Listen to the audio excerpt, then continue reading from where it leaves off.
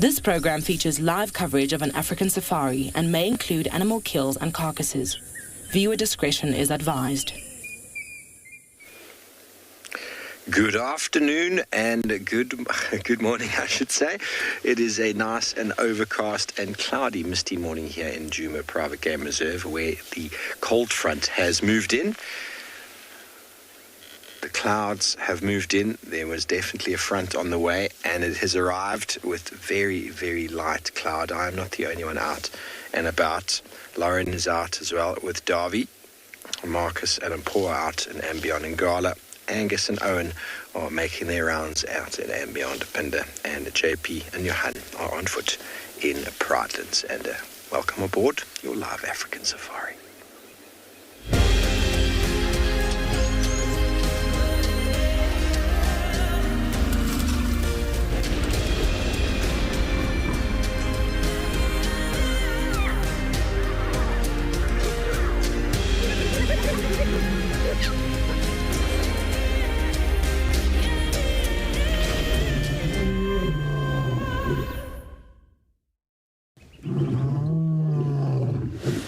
Hello everybody and good morning. Welcome to Djuma Private Game Reserve with myself, Steve FAULCONBRIDGE, joined by Morgan on camera. It is a wonderful morning. It's 18 degrees Celsius, 65 degrees Fahrenheit. And last night we found tracks of Thandi and Maribs on Cheetah Cut Line. I tracked them into Torchwood and we found Maribs on a fully grown male impala that a hyena had just stolen from him. The tracks indicated that Thandi had made the kill and come to fetch him and then brought him all the way back. And so she'd probably made a kill of a large impala ram, but wasn't able to put it up the tree because it's just a bit too heavy. So she went to go get her son, and on our arrival there, the hyena was feeding on the carcass and Maribs was just looking at it quite annoyingly going, "That's my food." So we're just going to move into that sort of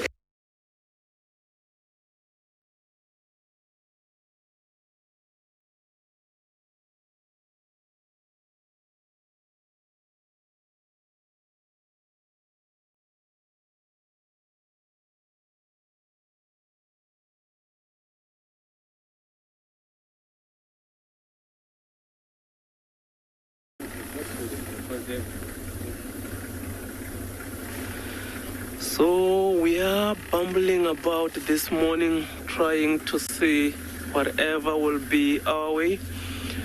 A very good morning and warm welcome to everyone. Welcome to andBeyond Ngala. I am Marcus Koza, and on camera I've got Mpho.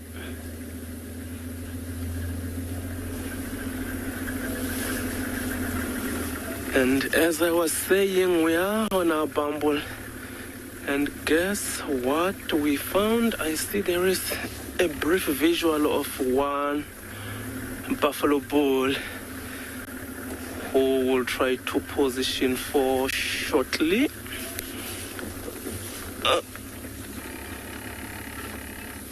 There he runs away from us. Let's see if we'll be able to get him there. Indeed, it's a very chilly and a misty Ngala for this morning. Let's see if this buffalo here will cooperate.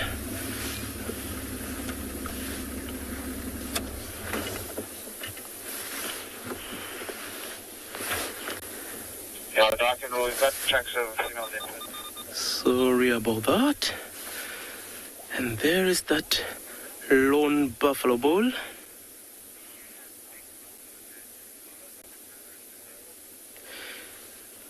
A very good question, Christopher. So you would like to know if we get big buffalo heads. Sometimes we do get big buffalo heads, Christopher. Lately, I haven't seen such big heads, though. It's more these individuals that, like the one you've got on screen now, that we get. But yeah, I haven't seen such big buffalo heads this far, but sometimes we do get them up to around between 400 and 500 animals which are quite exciting to watch. So this buffalo bull that we got here, he was on the road as we're driving, but as soon as he saw us, he just ran into those bushes, stopped, and then looked back at us. So you can see that it's just by himself, which is not unusual for these old buffalo bulls. But yeah, this buffalo just being by himself out here, he knows he's vulnerable, so he wasn't that relaxed at all. And yeah, it is during the day, but it's still cooler hours of the morning, so predators might still be out and about trying to hunt and all that. So that's why he has chosen to be in these thickets where he will be able to defend himself. And see how he's looking from side to side there. And with those ox peckers on his attendants, see that sometimes it irritates him. See how he's shaking his head there. There is one ox pecker trying to get something from his ear there.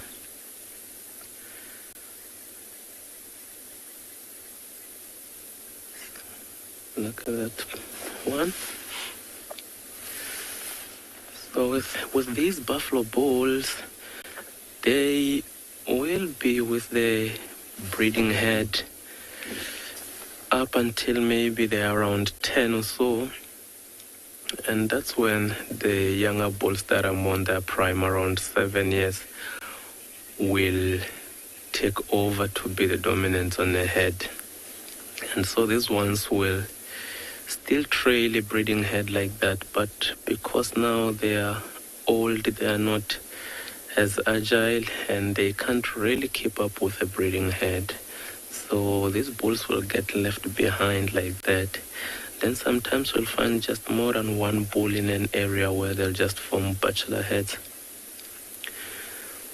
And so those are the ones that lions will most probably try and go for. All that being said, it's not an easy thing even for lions to take down this sort of buffaloes, because they can defend themselves very well against lions. Even if it is just a lone bull like that, it won't be an easy kill for these lions.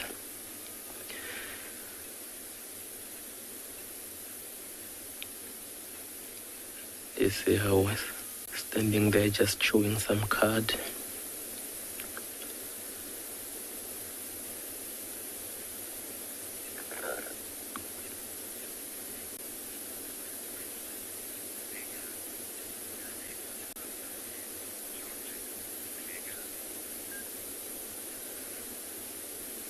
Yeah, that is a very good question, Lega. Like, with these buffaloes, sometimes you will get that warning, but yeah, all that I think it comes down to proximity, where you are in relation to where the animal is, the distance between the two of you.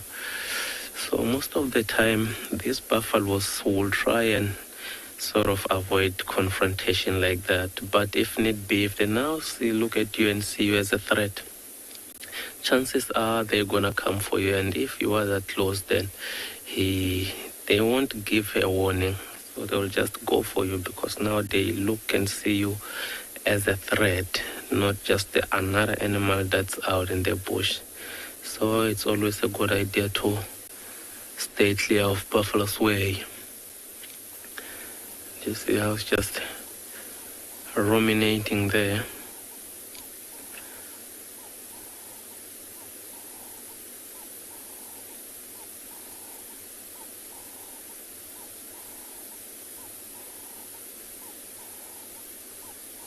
It's quite a big bull here.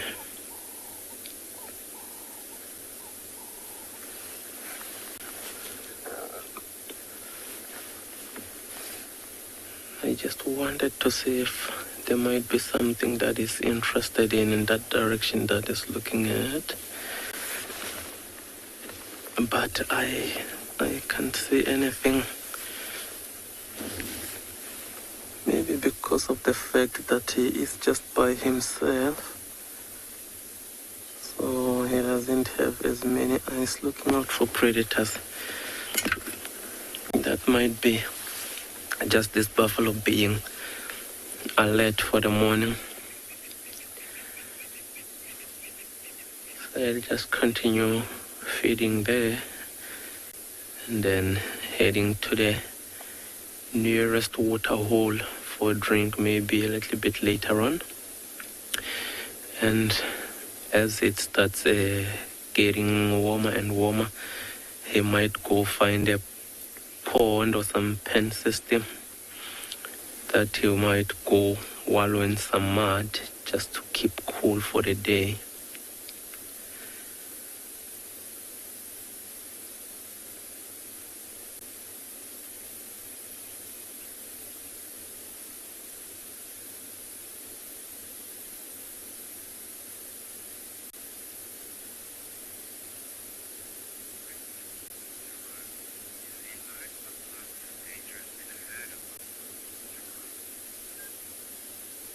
So Jerome wants to know if a lone buffalo is more dangerous than a herd.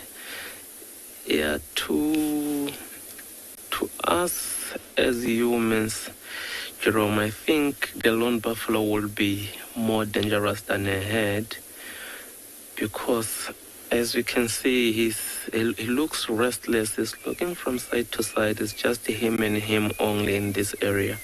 So, of course, he will be on edge because he knows that there are some animals that are after him or will be looking to kill him given a chance. So, I think, yeah, lone buffaloes will be more dangerous to us than to animals. Like, they can still defend themselves against a lot of animals, but most of the time, the buffalo herd would just run away, but when it comes to saving their own, they will just walk on to the predator, try and run him over, stampede, those sort of things. But yeah, I think a lone bull like that. Yeah, so while we leave this buffalo to continue about his morning wool, just continue also doing our bumble. In the meantime, we'll send you over to JP in the Pride Lands, see what he has for us.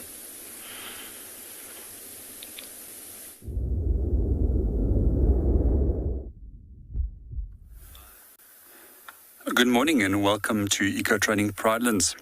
We're currently at Impala Plains enjoying the views of the number of impala as well as zebra in the distance. My name is JP LaRue and behind the camera we've got Johan. At the moment we're just going to stare and look at what they're busy doing and see what they get up to.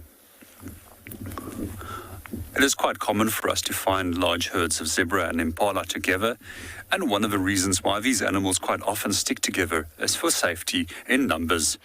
Zebras also have very good eyesight and tend to alert impala of any approach of any dangerous animals that might appear. But there's also a second reason why they quite often are encountered together. Firstly, zebra has got quite a unique dentition in terms of incisor teeth or cutting teeth on both upper and lower jaw. So therefore they eat much coarser grasses. They open up the grasses and allow the impala to feed on the smaller grasses that was between these coarse grasses. This is a process that's called facilitation. As you can notice, impalas also have much smaller muzzles compared to that of a zebra, which enables them to pick off the finer grasses which was left behind. As we are looking at the impala at the moment, you will notice that we have a large group of rams that's over here on this open area, and we can identify the male impalas by having horns compared to the females that don't have horns. And at this time of the year, when the day length is shortening, we'll start noticing that they start becoming territorial since roughly already from March. These males have now started bachelor herds, where we also see a number of all-female groups scattered across the reserve. We've also noticed that there's a number of individual rams that has already started setting up their own territories. This behavior will continue roughly up until June, sometimes even as far as July, when everybody will meet again and form mixed groups of male and female. Within the next few weeks, we're going to notice an increase in fighting between these rams to obtain territories as well as to gain dominance. So we often see as well that these males will very seldom keep a territory for anything more than 2 weeks. And especially here at the end of the rutting season, the intensity for fighting and to gain access to females along estrus becomes incredibly intense, but some of those males might just last for 5 to 8 days when it comes to obtaining a territory. During this period of time, we'll also notice that these males are so focused on fighting and herding females that there's very little time for them to actually go and eat and drink, and therefore they start losing body condition, and they're quite quickly then overthrown by a younger and stronger little ram that will come in and chase them off.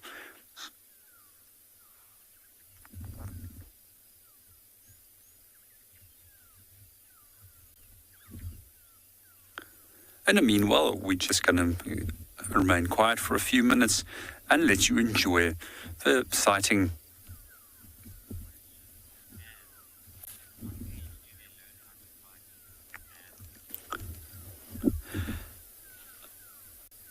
Good morning, Anne, and welcome to the show. I've quite often started observing this behavior with second-year rams, and it's most likely a case that they mirror and mimic the older rams in terms of fighting.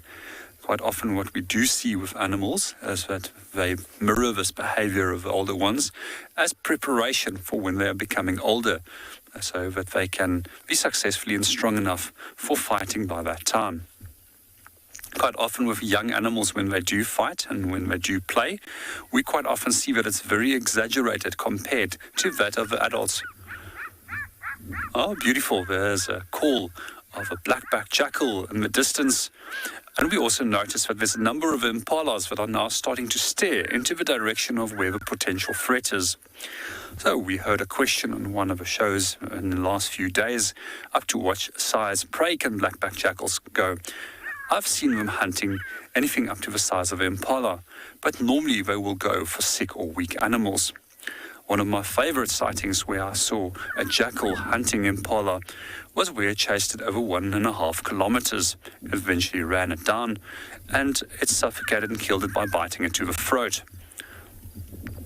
In the period of time that it spent it feeding on the impala, it only had the time to go for the organs and for some of the soft meat. It was very quickly mobbed by some vultures, and before long there were 40 or 50 vultures that landed on this impala carcass, driving the jackal off. Soon there was also a number of lions that noticed this commotion with the vultures settling, and within minutes they also arrived on the scene. So did a number of hyenas.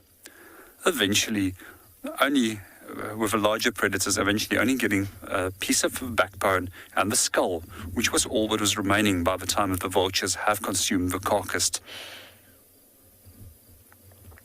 So quite often what we do find is when prey animals detect predators is that they often will stare and that they will also go closer. This is known as a predator inspection, and it's rather better to know where your potential enemy is and keep an eye on him than to lose sight of him.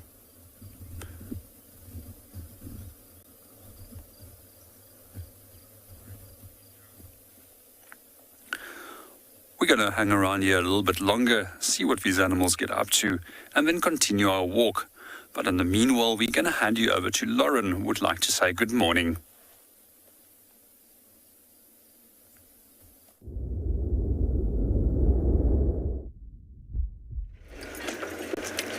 Good morning everyone. You have caught us bashing through the bush here. It's a very, very eerie, misty morning this morning, lots of fog, and it's very cool. It's absolutely perfect to catch the predators moving. Now, we're checking the area where, spiderweb, where we left Shasha last night. He was heading in the direction of Mulwati's old warthog kill. Now, it's not that I 100% think he'll be there, but I thought, let's just check, see what state that kill's in, because Shasha's a youngster. And if we can smell that kill, he may actually climb up the tree and just see what it is and what's left. So we're just going to check. You never know, we might get lucky. I thought Shasha was going to cross south, but he didn't. He went north into this very, very block. So that's what we are up to. The hyena den is not active. I have no words. My heart is broken.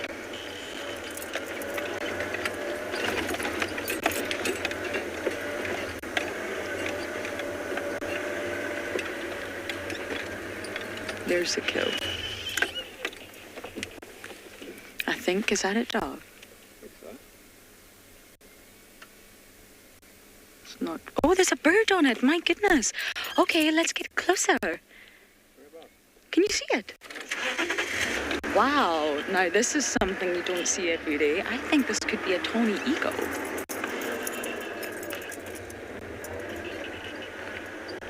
We get asked this question a lot by viewers. Do raptors or vultures come to a kill in a tree from... I was just going to get... Oh, no. No. It flew off. I think that was a tawny eagle. I'm sorry it flew off, everyone. That's fascinating. So in answer to all of your questions, yes. Birds do come to kills hoisted by leopards. This is a very, very old kill. I was just suspicious that Shasha might smell it and, again, as I mentioned, because he's young, be extremely curious and think, what is this? But obviously he hasn't, but this is where we left him. So we will keep working around this area. He may have crossed back to Little Gowrie, but we shall at least try.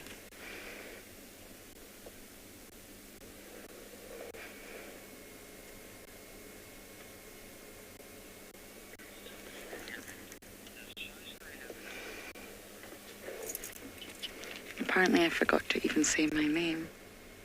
And Darby's name. Darby's on camera. And I'm Lauren. Hammond, you're asking, does Shasha have a sister? Yes, he does. Langa. The two of them. And they're both Sabui's offspring. And one thing I forgot to mention yesterday, and I noticed there was a little bit confusion online. It's not a Shangaan name. So it's not X-A-X-A, Shasha.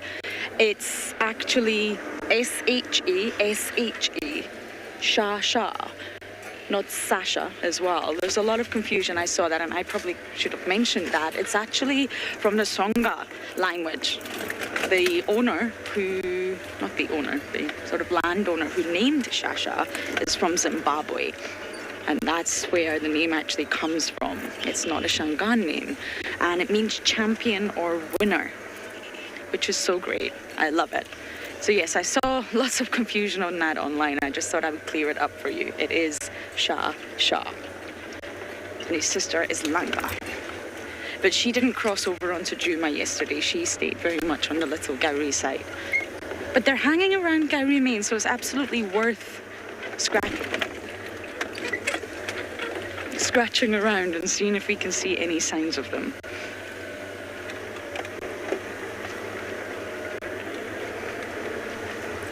Okay, how do we get out of this block?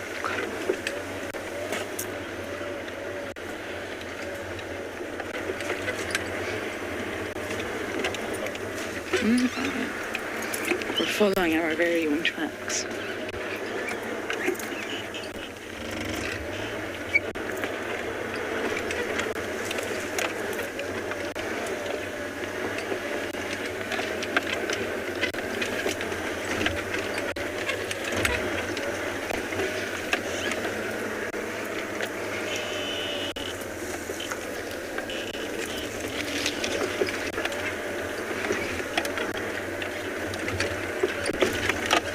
I think we'll go this way, Daddy. I think that's where the old tracks lead.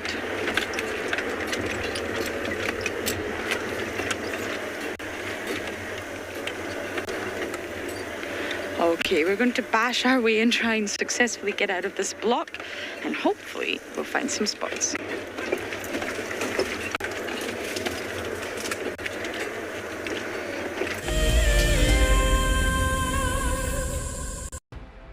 In preparation for our 14th birthday, we will be lighting up a fire and heading on a special journey down memory lane. Join Lauren and Steve on the 11th of April for a sentimental look through the archives. The missing cubs have arrived! Holy moly, everyone, this is incredible stuff. Oh my goodness, everyone. Oh, there's two. Who better to have as special guests than the WildEarth co-founders Emily and Graham Wallington. They'll be answering questions about WildEarth's fascinating journey since its launch in 2007. Following many requests, we've decided to make this event available to everyone, not just explorers. You do, however, need to be registered on the WildEarth.tv website. Join us straight after the sunset drive on the 11th of April for what promises to be a remarkable evening. Graham, I'm just going to see, there's a very good place that I want to see if we can get good signal from there. That's what I'd like to know. Welcome to dawn in the African bush. How cool is this? Can you believe it? Those cubs are now only 10 feet from us. Unbelievable. Elephants chasing wild dogs chasing elephants. Pandemonium! Watching how WildEarth has grown since 2007 has been truly remarkable. On the 27th of April this year, WildEarth will be turning 14, and we would love to hear from you. Please send us your own special birthday message, which we can share with the rest of the WildEarth family. Maybe you can tell us why you started watching WildEarth, what WildEarth means to you, or you could just send us a very happy birthday. Don't forget, when you want to film yourself, to hold your phone sideways to get the best angle. When you are ready, you can email your videos through to birthday@wildearth.tv. Hi, my name is Tristan and I am a guide here at Djuma Private Game Reserve for WildEarth. We love connecting you to the African bush, and we always look forward to all of your questions. If you want to ask a question on WildEarth, you'll need to register on the website. Once registered, go to our live safari page and submit a question below the live feed. Catch up with me on WildEarth.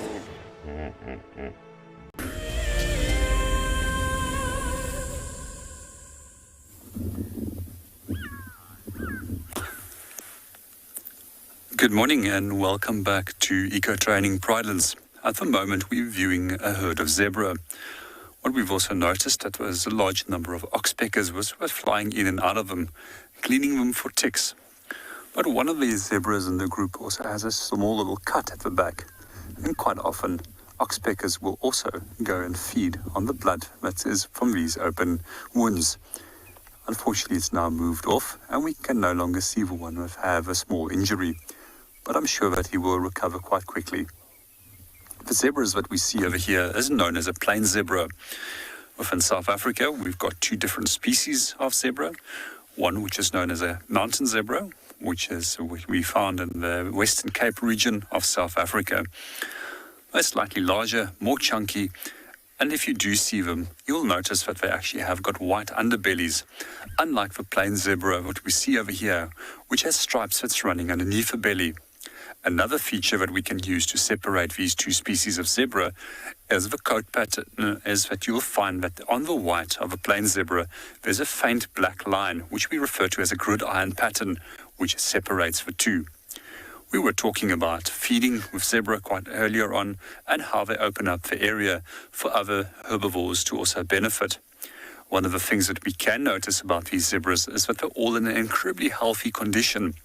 And especially with this year where we had an incredibly high amount of rainfall and a lot of grass and a lot of food for everybody, we can see how well their body condition is by simply looking at their manes. So quite often when a zebra is ill or starts losing body condition, the mane will start flopping. But when they're in a healthy condition, the mane will always be in an upright position. The other feature that we can look at is on the hips as well. At the back, quite often if the hips start sinking in, then we also know that these animals are not faring so well. Over here, we allow the animals to do what they need to do. We don't supplement them. But those are features which a wildlife manager will look at on smaller reserves where they might need to supplement with feeding.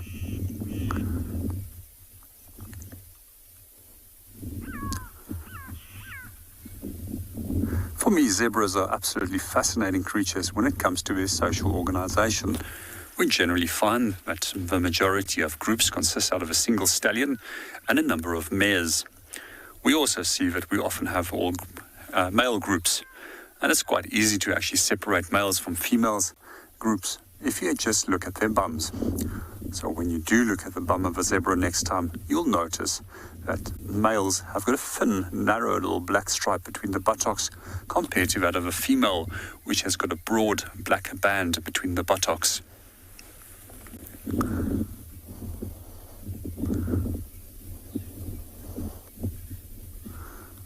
These males that have these little harem groups, they will defend these females against other males.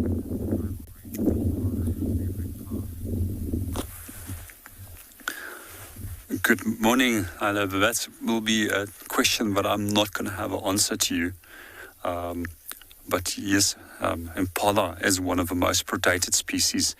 It forms an incredibly important prey item for many of the larger herbivores. If I remember, with a species such as wild dog, up to 80% of their prey consist of impala.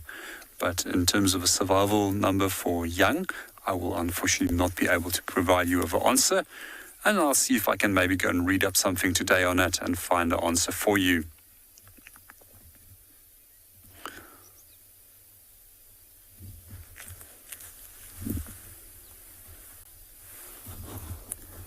We're still staring at two impala rams that are looking directly at us. But in the meanwhile, we've also detected some crested francolins, which is alarm calling, and we would like to go and follow up on those disturbances. Maybe we can get lucky with another predator. And in the meanwhile, we're going to hand you over to Steve.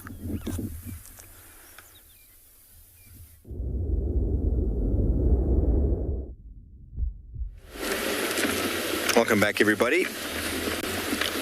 Well, we've returned from Torchwood. We did find little Maribs in the drainage line there on his own. Hyena had completely finished his kill that he never managed to, or Tiny's kill, he never managed to hoist. But unfortunately, deep in the drainage there, we're unable to show you. So we're back onto Djuma. We're going to go follow up on tracks of a herd of buffalo that I saw coming south from Djuma Dam, Vuyatela Dam. See where they've headed to.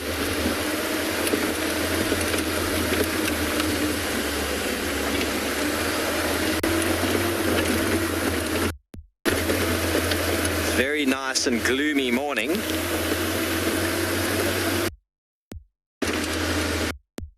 I'm also going to do some birding. So here, let's have a look at these Swansons here. They're going to maybe have a little bit of a boxing match. Two Swansons and a Natal spur fowl on the left there, if I'm not mistaken.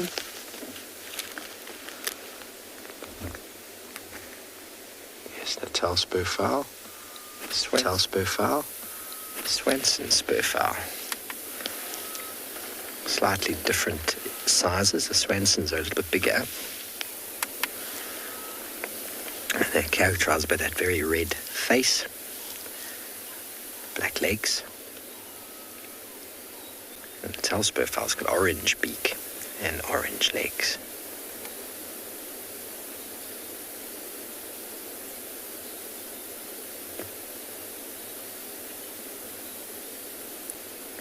Gonna fluff himself up, show himself how big he is.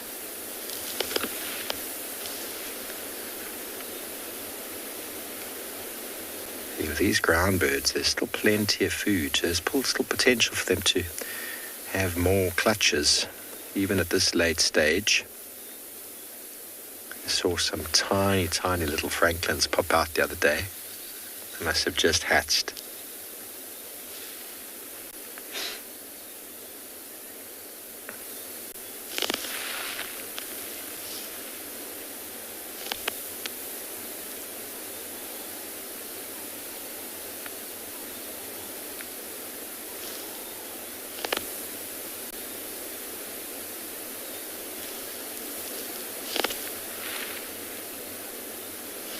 After that, I'll just do them under a bush, a little scrape under the tree, pretty much anywhere in the dense vegetation here.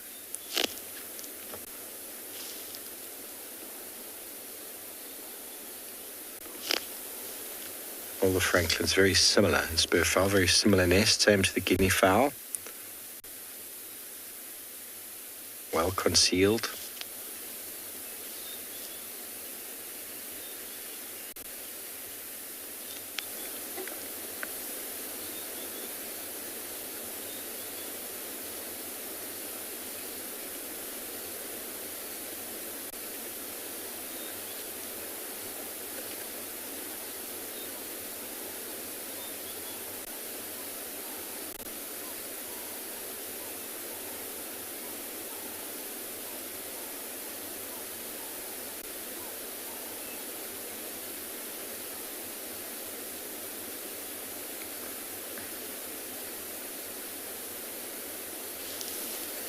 Very misty morning. It's wonderful, actually. I got my second jacket in anticipation. And at least they do fly. They don't fly very well. They generally go up a little bit, and then majority of the flight is down. They spend most of the time walking. And that enables them to become a little bit heavier, a little bit bigger. Means that they can lower their quality of food intake. They can survive off a lower sort of nutrient requirement than a smaller bird. Birds that fly around all the time require enormous amounts of energy to sustain such activity. So these fellows have evolved to walk around. They can, when startled, fly, but for the most part they walk.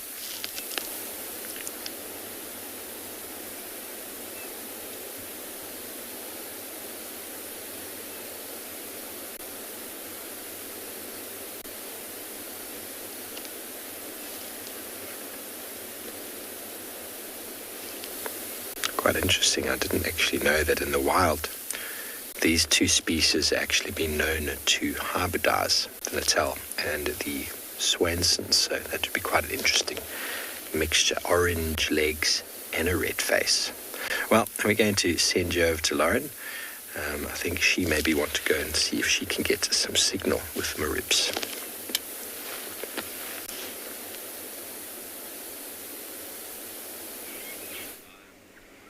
Favorite bird alert.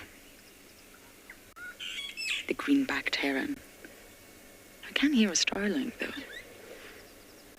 Can't see it, but I can hear a starling.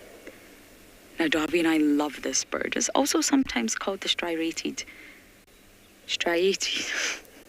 heron, but greenback definitely sounds better.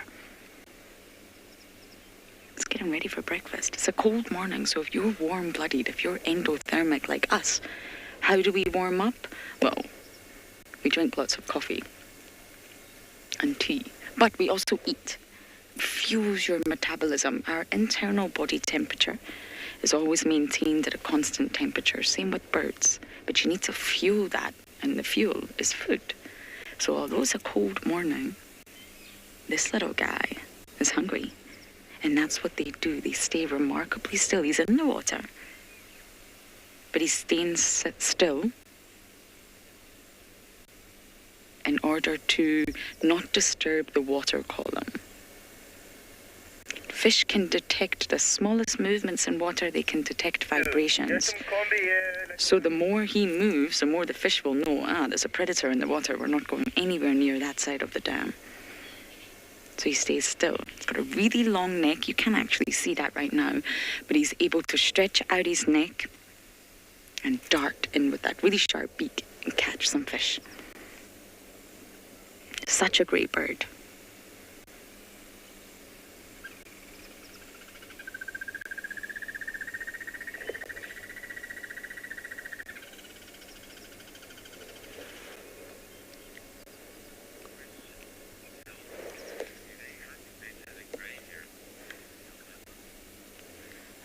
Calvin, I'm not really sure how you would determine better hunter. They hunt in very similar techniques. They're obviously closely related. They're both herons. So the grey heron is much larger, of course, much taller, much longer legs, but it's the exact same technique. So I'm not sure I could say one was better than the other, I'm afraid. It's that fisherman technique where they stand in the water still, remarkably still. And the grey herons have got great patience I used to spend a lot of time with them in Maldives, where they would target bait balls. And you can see the bait ball from the surface. It's very shallow water. And what they want to do is stand so still that the bait ball moves towards him, and the fish don't know he's there. So they're just going to continue swirling around like a tornado around him. And then, of course, he can just dart that really sharp beak in and swallow as many of the tiny little fish, the silver sides, as he can. So it's the same technique. The minute he moves and splashes about, it's game over. It's ambush hunting, really. It's the sort of heron version of what a leopard does. Stay still. Not trying to camouflage, but he's trying to be invisible. We can see them from the top side, but it's not the top side he's worried about, it's the underside. It's the fish he doesn't want to know that he's there. He's not worried about what's happening above the water. He's deeply concerned about what's happening under the water. No, now we're on a mission. Where are we going?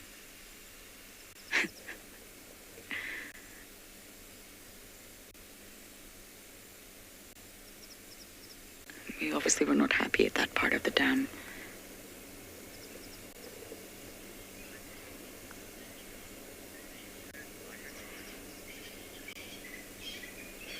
Beach girl, the green herons, sorry, now I'm getting confused between my herons.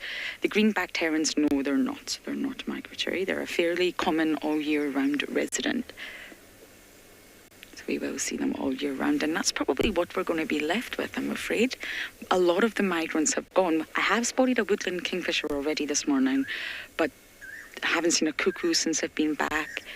Wahlbergs, eagles, gone. Lots of the migrant birds have disappeared. The weavers have all disappeared, which is terribly sad. But now, from sort of April onwards, it's really just the residents that we're going to see until next year, I'm afraid. I think we've lost sight of our bird now. Oh no, just slowly. If I reverse, will I get him, Davy? He's going to come into frame. Oh, Davy's hoping that he's going to come into frame.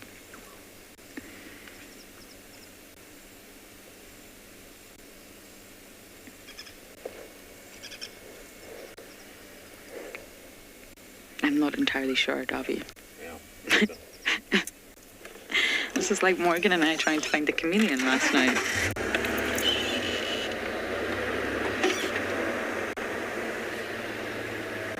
Okay, we're going to bumble east and see if we get lucky in that corner of the world, and we're going to send you guys over to Pridelands.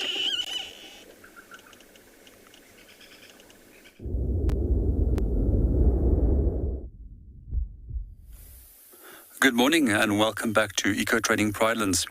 We continued our walk and we also discovered another little field sign right over here.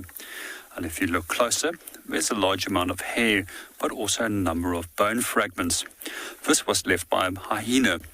So hyena is regarded to be one of the animals with the strongest jaws, but also one of the strongest digestive systems. They also believe that they can even digest enamel. However, the one thing that they cannot digest is keratin, and that is hairs right over here.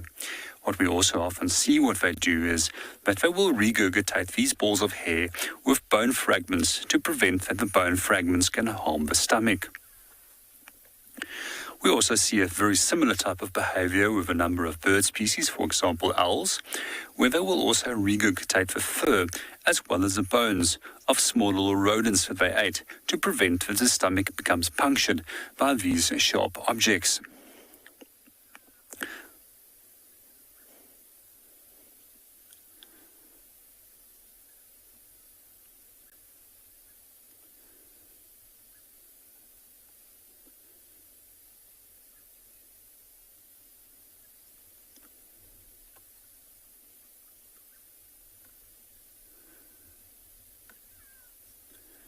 One of the fascinating things for me about hyenas is that they can also eat quite a large amount of bone. And what we see with the bone quite often is that the deposits of it and the droppings also has a lot of white powdery substance, just like the powdery substance that we see over here from the bone. This has obviously been driven over by a vehicle or been stepped on by something else and therefore been considerably flattened. In general, when we do look at different field signs that the hyenas leave, one of these will be these bone fragments and the hairballs as we see over here. Another will be the feces, which we'll see that has been deposited.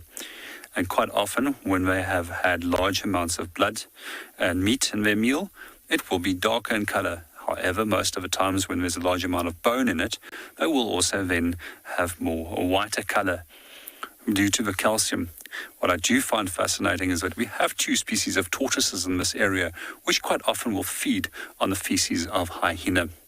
Some of the other field signs that we often will be finding, which I'm always keeping my eyes open for, is the smear marks, which they leave on grasses.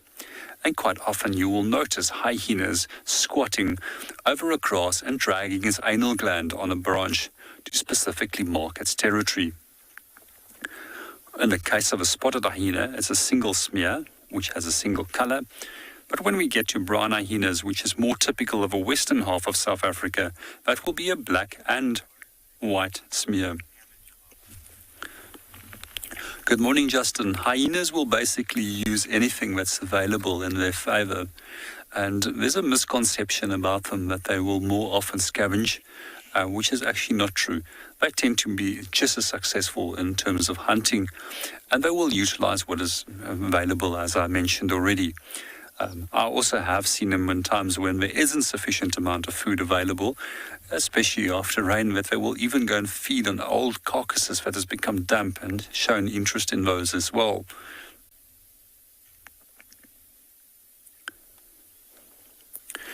It's reckoned that hyenas can eat up carcasses up to 3 weeks old. I can't think that it would be good for anybody else's stomach, but however, they don't suffer any ill effects from it.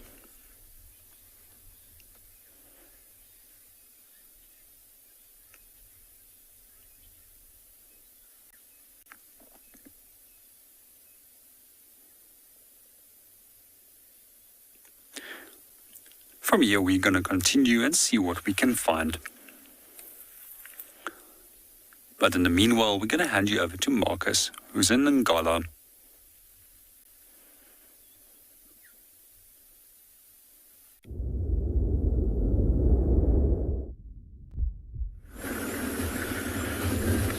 Yeah, welcome back to the Misty and Beyond Ngala, everyone.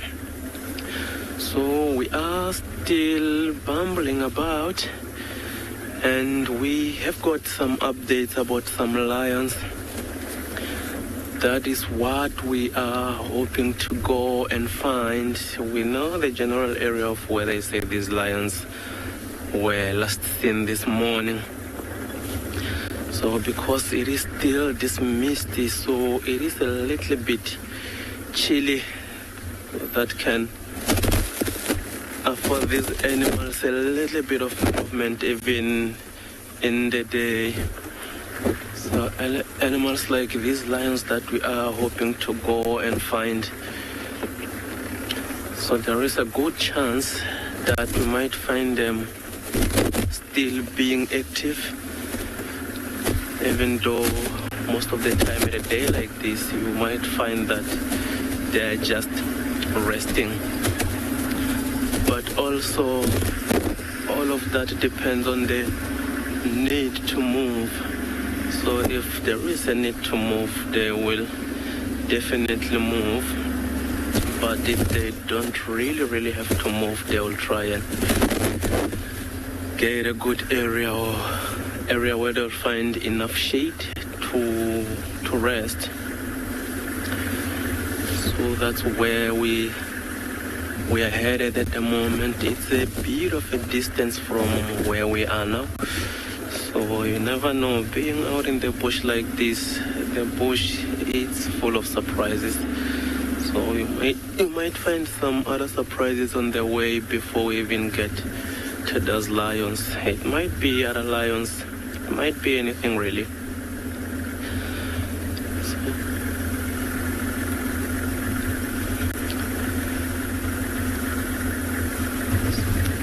That's the beauty of the African bush.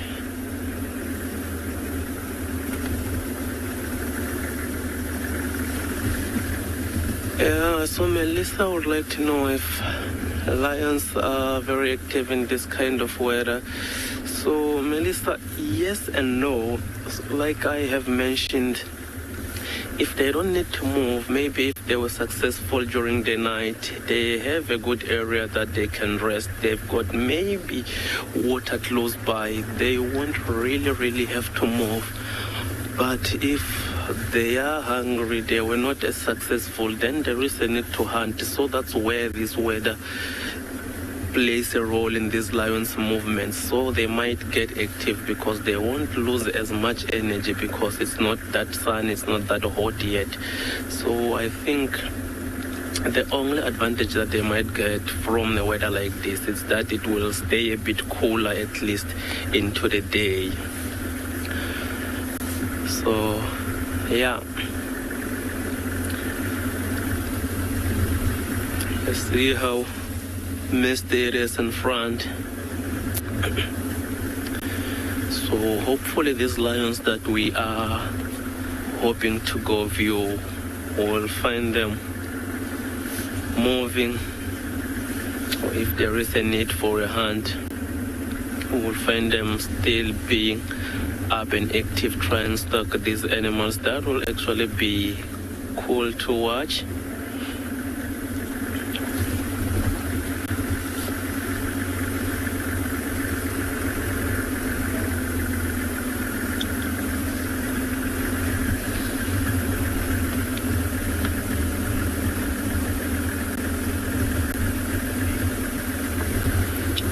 Sorry, can you go again with the question?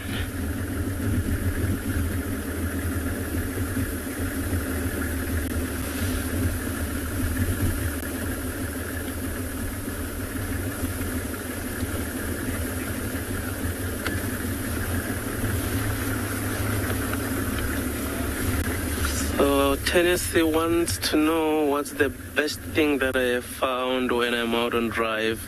Well, there's quite a few, Tennessee, but the one that stood out for me was when I found 4 porcupines in an area at night. That was quite something to see, and I had seen porcupines before, but not more than one of them, or sorry, not more than 2 in an area.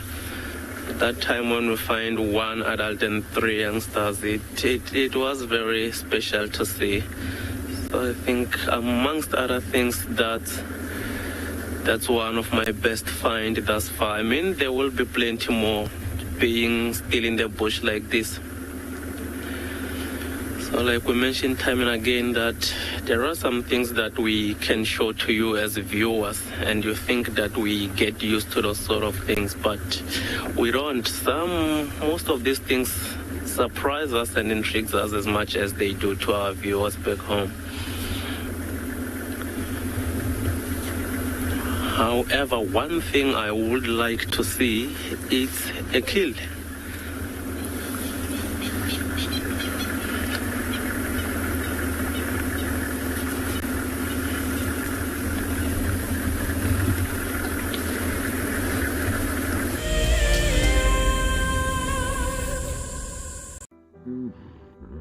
Nestled on the banks of one of the largest lakes in the Sabi sands lies an award-winning game lodge called Tswalu.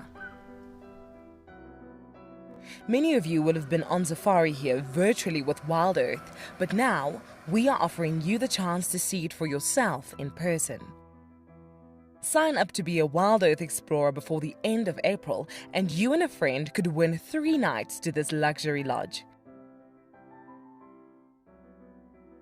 In addition to the unforgettable safaris, you can unwind on the deck, relax in the pool, and even savor the various bush dining experiences. Tswalu's holistic approach to hospitality, with specific emphasis on conservation, will leave you with the very best memories of the African wild.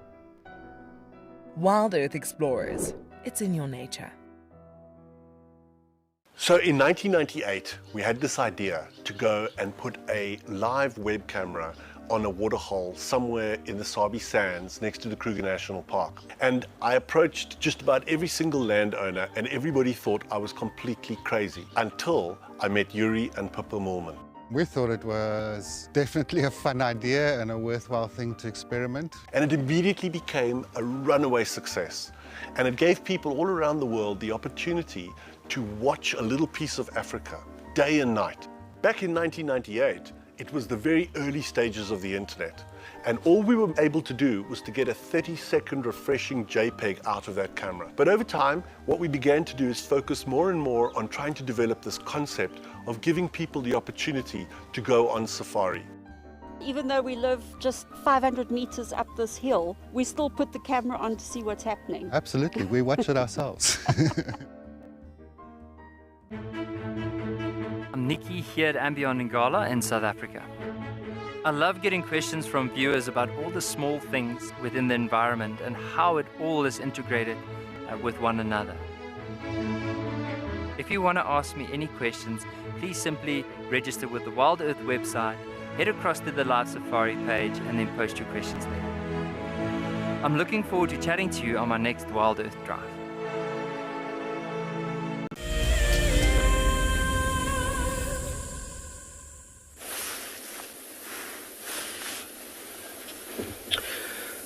Look at what we have found. That's the giraffe that is feeding high up that tree.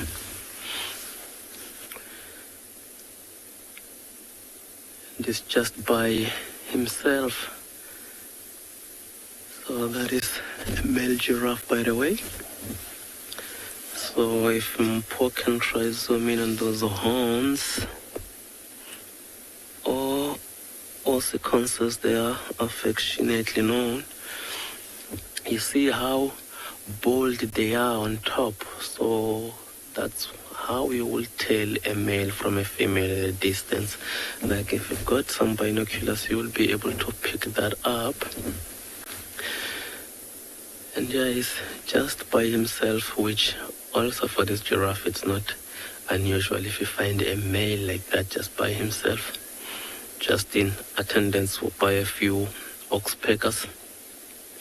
I also saw a drongo also close, flying close to that male giraffe for these insects that he might disturb while walking.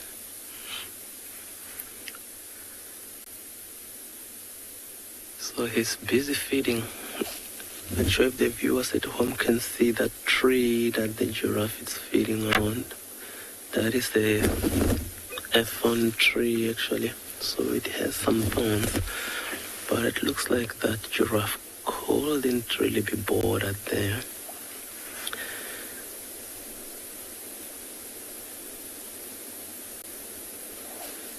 You went to the other side, not that easy, but you can see him through those bushes. Still feeding on that tree. So a fun tree like that, it is very nutritious for this giraffe.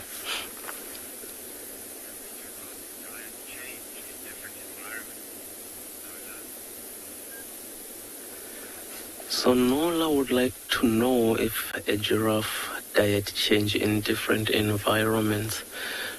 No, Nola, I think a giraffe's diet doesn't really change. They will always browse like that. So of course they will take different sort of trees, and some will be more nutritious than others, like that one that it's feeding on now. But that being said, that tree has got some thorns that can use to protect itself against over-browsing. But a giraffe like that, so it has got that narrow muzzle, and also that giraffe has got some tough lips which he will use when feeding, and they also do have a long tongue that also helps with that. And the giraffe's tongue is a bit rubbery, if I can put it like that, so that also helps. It's not as easy for these thorns to poke through that giraffe's tongue. And I'm sure now you can't really see them, but there were some impalas also close to this giraffe, of which also they would benefit being close to that giraffe, because giraffes are inquisitive like that. And so this one is just concentrating and feeding for now, and you can see that oxpecker in between the ossicles there. So as we walked in here, that giraffe was staring straight at us for a long time. I'm sure he made his investigation, find that we are not threatened, and is just going about his day. But giraffe with that height advantage who are able to see predators from a good distance. And since they are inquisitive, they will be looking at a particular distance for a longest of time. So if you see that with giraffes, sometimes they might even walk towards where the threat is. And as a result, those impalas that were here earlier will benefit from that giraffe, because they will be able to spot things from a good distance.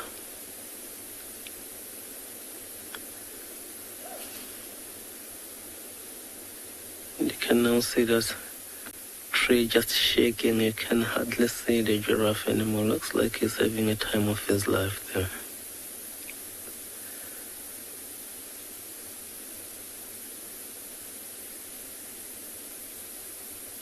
And you see that beautiful white on the ears?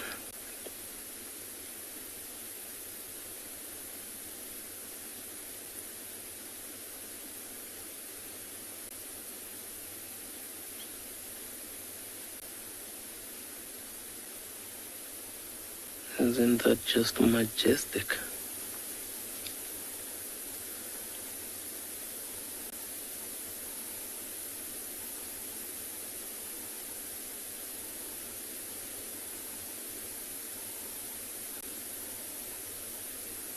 You can see those eyelashes through those bushes there.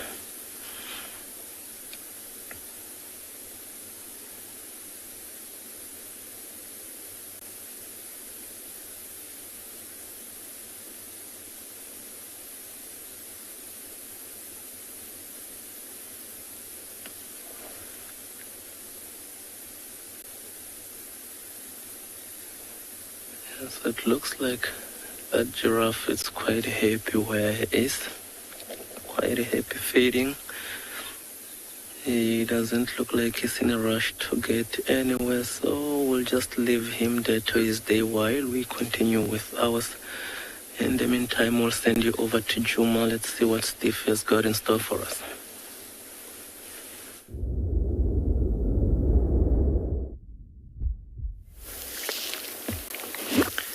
Well, welcome back, Marcus. I'd love to see what it means or what a giraffe shows when he's having the time of his life. Anyway, everybody, we have found a buffalo scat dropping on the other side there of a dead scrub hare. Now, we got halfway to the scrub hare and we reversed back, because last time I found something like this, there was actually an African wildcat hiding in the thickets nearby. And so we're hoping, if we've got the patience, that it might come out. I haven't gone. Last time I actually got out, I had a look to see what had killed the scrub hare, and then the cat ran away.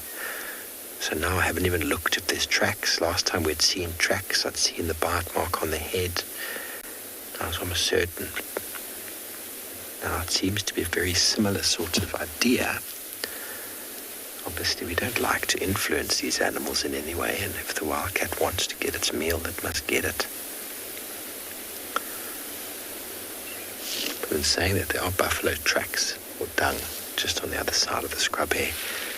But I don't think buffaloes would have trampled the scrub hare. I don't think that is likely, but you never know. It doesn't look very trampled.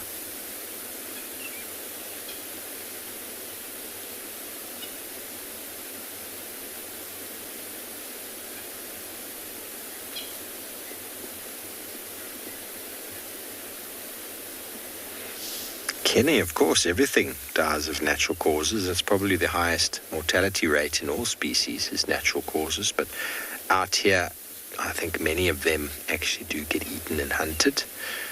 But many, many animals will actually live out their days. But in the wild, generally what happens is that the age of an animal gets to a point where their fitness starts to deteriorate. They become easier to catch. So, not sitting on their porch telling old age stories, although some of them probably could. The lifespan of these animals is obviously not very long. There's lots of predation out here, lots of animals that like to eat them and kill them. But for the scrubhead to have just somehow walked out into the road and just gone flop onto the floor, it's unlikely. You know, natural causes, generally, an animal dies in its sleep. You would think some form of just ailment or age. Many animals, when they are not feeling well, often will go hide away somewhere. They don't normally come out into the open like this. I'm going to give it a few minutes. Maybe a wildcat or some sort of predator like that might sneak out of the bush there and grab it. I've given it about 35, 40 meters, Morgan?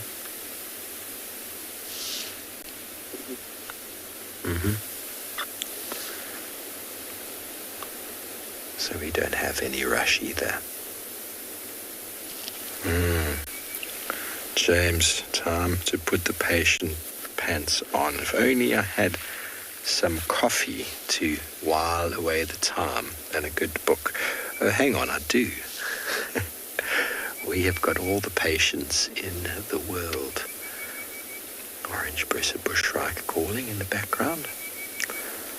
I have learned, everybody, years ago that if ever you are going to do some administrative task, be it going to the driver's license department or home affairs in South Africa, it is normally a very arduous task, everybody. I don't know about the rest of the world, but in South Africa, going and getting your vehicle license renewed or your driver's license renewed or your passport often can be a very, very long and tedious process. So I learned years ago to always go to those places with snacks, coffee, water, and a book, preparing yourself for a long haul. And then it always happens that you go straight to the front, everything gets sorted out quick, and you're gone. But then you make the mistake of thinking that that will happen again, and you arrive there unprepared, and you will sit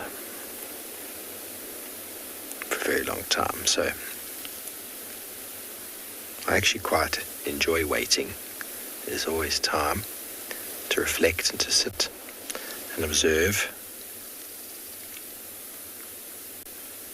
It's taken me practice, though.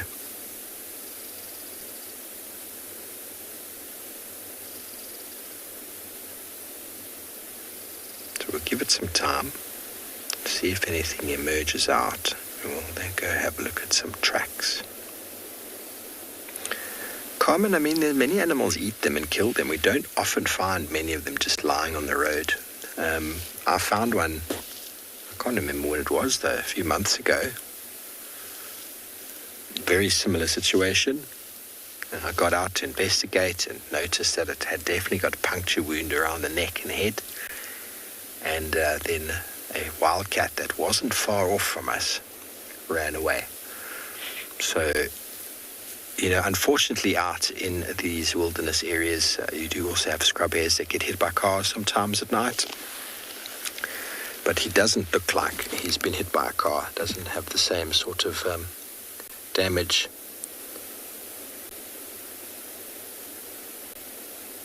And there's also no fresh vehicle tracks from last night. You can see where my car tracks have stopped and turned and reversed back. There's no fresh vehicle tracks right on the spot. And if this was hit by a car, it would have been last night, and no doubt something would have found it already. Nothing lies dead for very long in the African wilderness.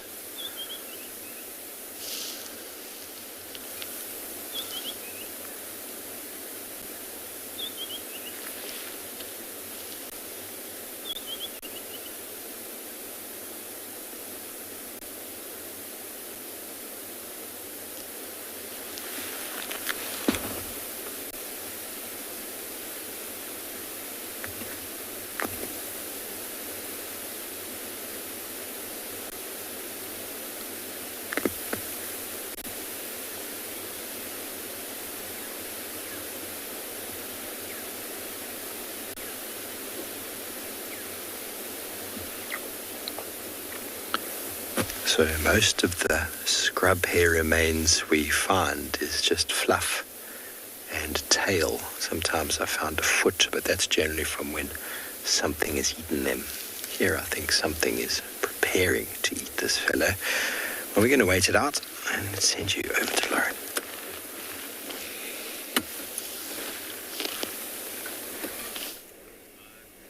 I'm going to guess a hyena, Steve. A hyena's going to come. Darby just gave us some beautiful, creative, artistic views of this web. But we have actually stopped because it's a really unusual looking web. It's almost like those fake ones you buy for Halloween to put up around your house. And it's stunning. Of course, the air around us is just thick with moisture. It's definitely not mist today, it's fog. And it's not lifted. It normally starts to lift as the sun comes up, but it's really thick. And of course, the moisture, the water droplets, attach themselves to the webs suspended in the air. And this is when you get this beautiful, very creative looking web. I don't see a spider on this web. It's not a structure of the golden orb spiders, that's for sure. They don't design their web that way. But you can see all the little food parcels. Oh, there's a golden hue there, Davy. Well spotted. That yellow could be from an orb. And you see all the little food parcels that have been wrapped up. But I don't see the owner.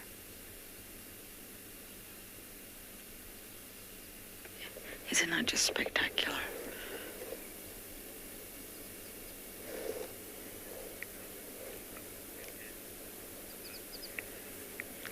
Viola, there's no real way to tell, I'm afraid. I couldn't possibly judge the age of a web. I'm afraid. It's definitely a large one, so the size would make me think it's a little bit older.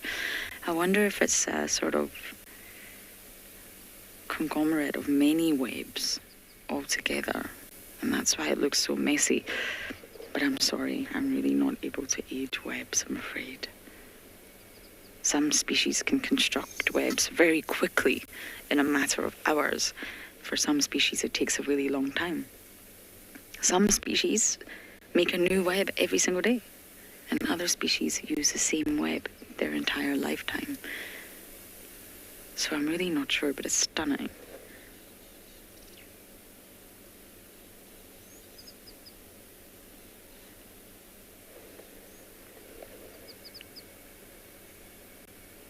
It's just amazing to think a small little organism, okay, the orb weavers are slightly bigger, but still they create this structure. And it's not random. Each web has a pattern, each web has a structure. If you think of the way the golden orb webs create there, they change the color, they change the hue. Then you think of the tropical tent web spiders. They make little tents. It's not random. They don't just pull out the silk and create a random structure. It's all very sort of designed in a specialized way to suit that particular species' needs. Okay, we're going to keep bumbling through the fog and we're going to send you guys across to JP.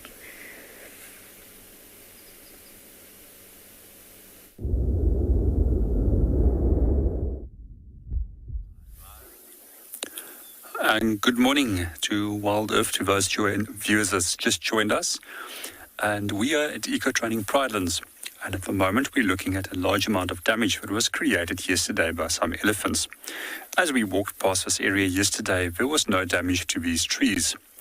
And how we know that it's elephant is they always leave this characteristic frayed edges that almost looks like a brush once they've fed on a branch. Some of the other things that we can notice is also a large number of branches has been dropped to the ground. And one of these is a branch that I've just picked up. And when elephants do feed, we often watch them that they will use their trunk, which is also a very complex muscle that consists out of a number of main groups with over 100,000 units. And it's also something that they have to learn to use eventually so that they can manipulate food particles. So they'll break off a branch, and quite often what we'll see is that they will pull it through the molar teeth.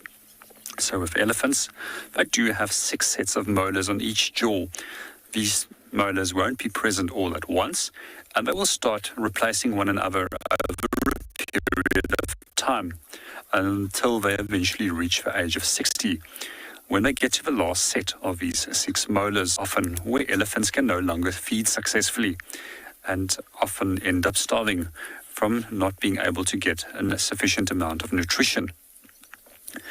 Also something that we also often look at, which I'm often asked, how do I know that this wasn't a giraffe?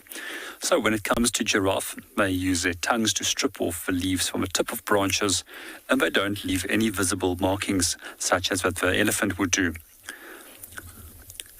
Another question when I ask is, how often do I know that it's not black rhino, which is also a browser or leaf eater and twig eater? Our answer is very simple. We'll often notice on the branches where they've been eaten, but there is a very unique and neat, almost 45-degree angled cutting that's been left due to the configuration of their molar teeth.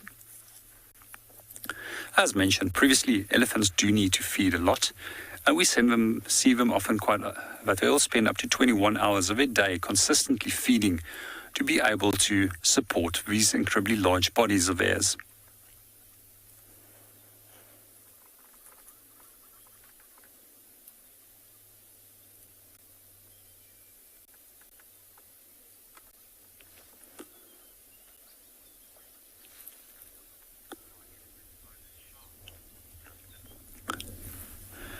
Good morning, Justin, and welcome to the show again.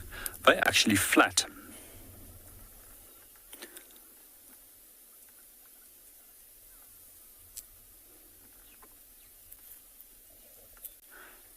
And a flat surface also assists with the grinding down of the plant material that they eat before it enters the stomach, which is also very poor at digesting plant material. And this is why we often find large pieces of material in the dung. And meanwhile, we're going to hand you over to Steve, who's busy looking at a scrub hare, or dead scrub hare.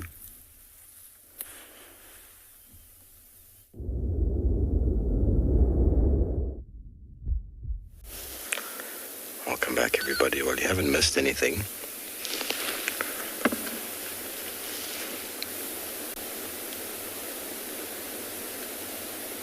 Our scrub hare hasn't moved.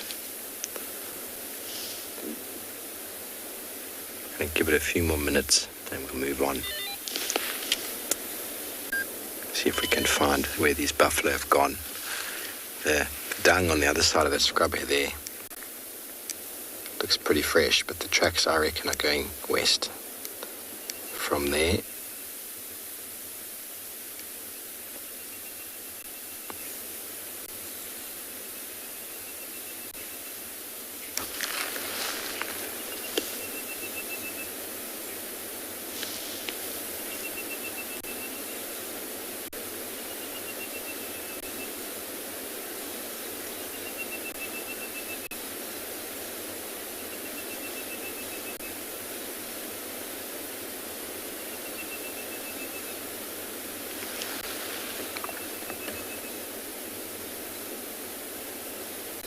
Scrub hare do form diet for serval, caracal, black mamba a few years ago, ray, leopard, lion, hyena even, wildcat, genet, owls. Plenty of them around.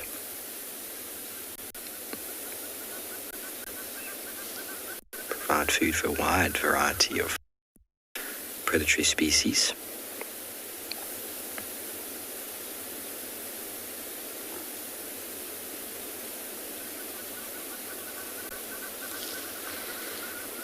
So 50, what happened last time is that the wildcat made a kill and I came driving along and it obviously heard me and moved off into the thicket. Then I went and investigated, because that's what we do. We try to find out what happened, and then I noticed the tracks, and then I noticed the bite mark, and then when I moved again, a wildcat ran out of the grass not far from where we were. So what I'm thinking is the same stories happen here, is that this We haven't checked tracks, we haven't gotten out, we haven't gone closer than 10, 15 meters when you stopped and reversed back. So I don't even know if a wildcat's tracks are there. I don't even know if it has been killed the way a wildcat would kill. But my feeling is that, the wildcats aren't generally always very relaxed here. They are very wild. And so any sort of noises or sounds that are a little bit overwhelming, they'll just move off from. But it won't have left it. It'll be very close by, watching. It's like with that last one. I eventually left and came back half an hour later, and the kill was gone. So either that was from a bird of prey, which is very possible, but I think the wildcat was close enough and just snuck in and grabbed its meal and then ran off again.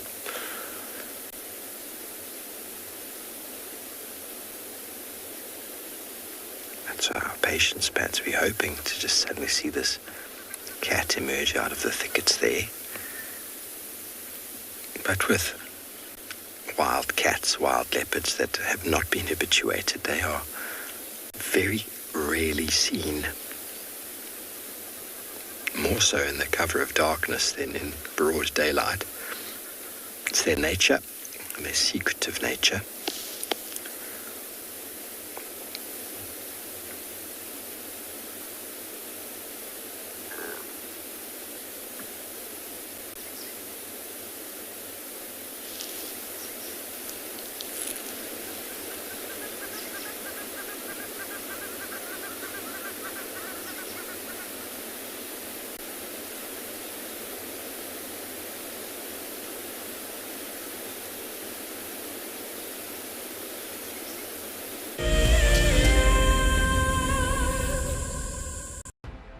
In preparation for our 14th birthday, we will be lighting up a fire and heading on a special journey down memory lane. Join Lauren and Steve on the 11th of April for a sentimental look through the archives. The missing cubs have arrived! Holy moly, everyone, this is incredible stuff. Oh my goodness, everyone. Oh, there's two. Who better to have as special guests than the WildEarth co-founders Emily and Graham Wallington. They'll be answering questions about WildEarth's fascinating journey since its launch in 2007. Following many requests, we've decided to make this event available to everyone, not just explorers. You do, however, need to be registered on the WildEarth.tv website. Join us straight after the sunset drive on the 11th of April for what promises to be a remarkable evening. For many years, WildEarth has taken viewers from around the world to the Mara Triangle, a place of majestic beauty and abundant wildlife. But it wasn't always like this.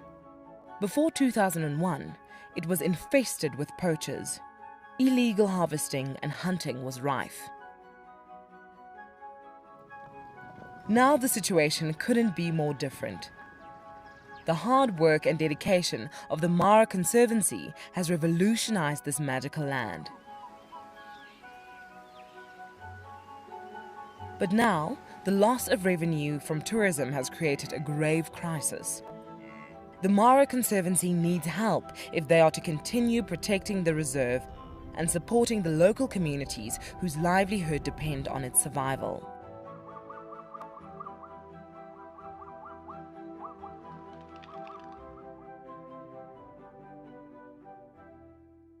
My name is Ross and I'm a field guide at andBeyond Phinda Private Game Reserve. I love getting questions from guests on WildEarth because I love sharing and learning information about nature with new people, and it also makes me feel like you're all joining me in real life. If you want to ask a question on WildEarth, then you need to register on our website. Once registered, go to our live safari page and submit your question below our live feed.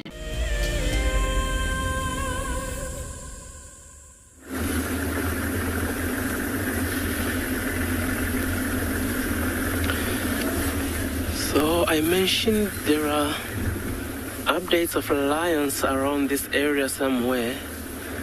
I believe we are not too far from where those lions were seen. So there is that lioness with her 3 cubs that we hadn't seen in the last little while.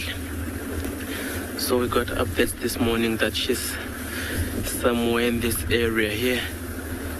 So she is the one that we are hoping to go find. Hopefully those youngsters will be playful,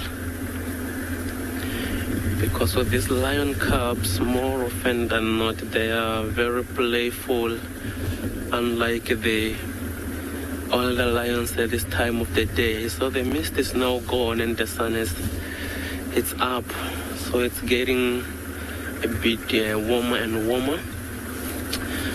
But also, you know, the youngsters, all they need to worry about is just suckling from the mom, so they don't really need to conserve as much energy, and they will still need to train their muscles. So that playing actually does help them a great deal with developing those muscles that they will need later in their lives. So the mother, however, would want to conserve some energy, but because these cubs tend to be playful and sometimes they want to play with the mother, and time and again you will see her when they try and suckle, she will suckle them, but sometimes she'll just flip over to the other side, just so they can just let her be rest, try and conserve energy. Because if the female is lactating, it does stresses her in a way. So she will need to do a lot more hunting than she will usually. So as you can see, that's the other car that found these lions for us.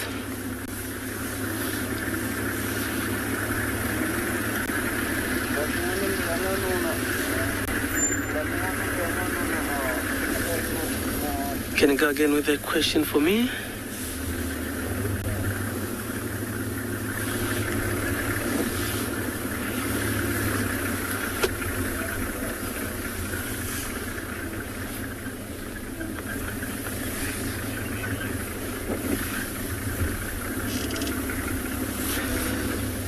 Yeah, Kendall, that's a very interesting question actually.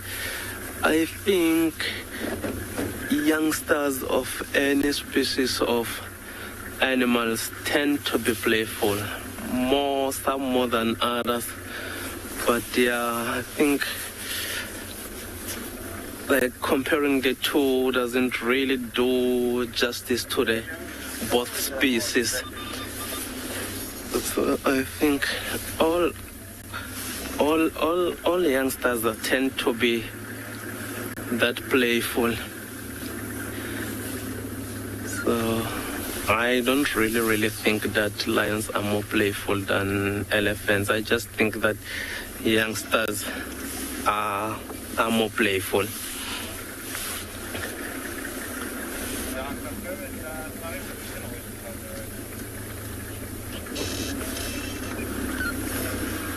Very good.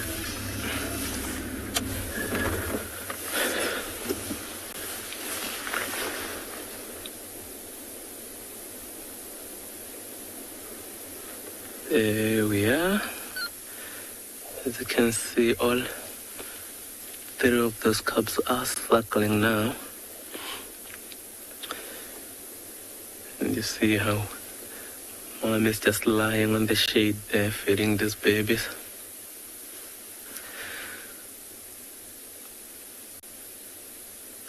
So that is what these cubs will be doing. They'll be suckling like that, and then they will be playing with each other. They will be trying playing with mom, sometimes just grabbing her by the tail. Sometimes she does get a bit agitated. But yeah, time and again they'll just be playing, circling, and playing with each other, because that also helps with their bonds.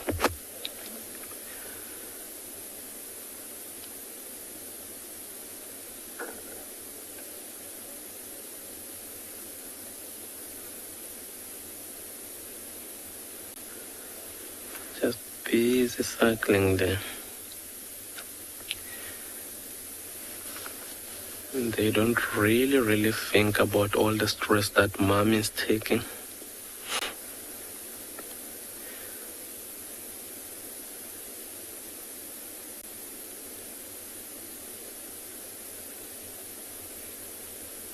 And we also got reports that there is a male in this area.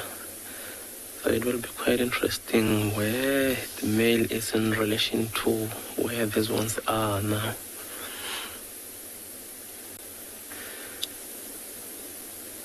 And if you look carefully on that female's belly, she doesn't look that well fed at all.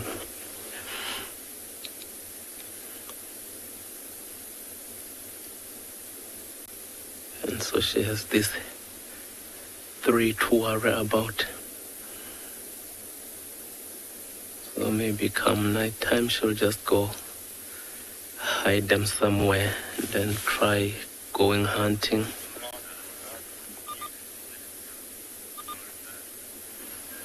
I couldn't agree with you more. They are cute, aren't they?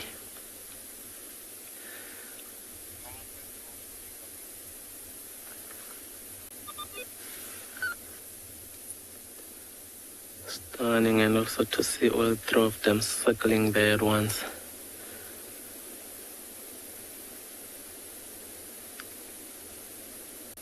But yeah, there are 2 females and a male amongst those 3 cubs. So from now on there will be things that mommy will be teaching them. Then they'll have to learn. Being young cubs like that, they're still intrigued with many things. So sometimes we'll just see them taking some branches, chewing them, and that helps with the development of their jaws that they will need later on in their life.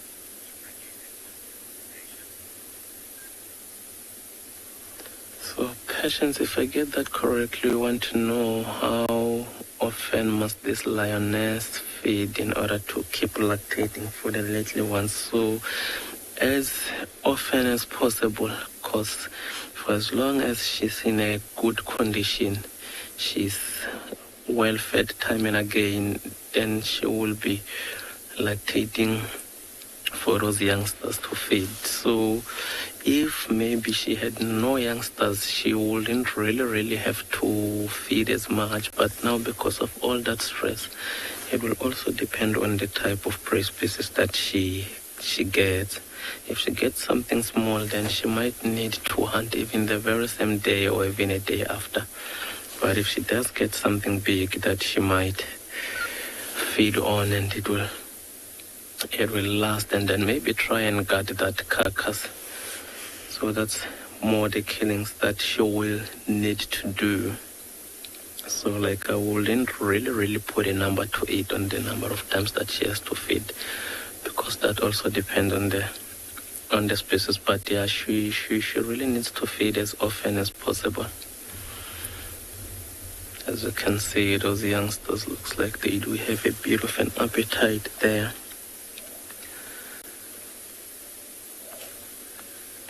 The one looks like it might have had enough, but the other 2 looks as they're still hard at it.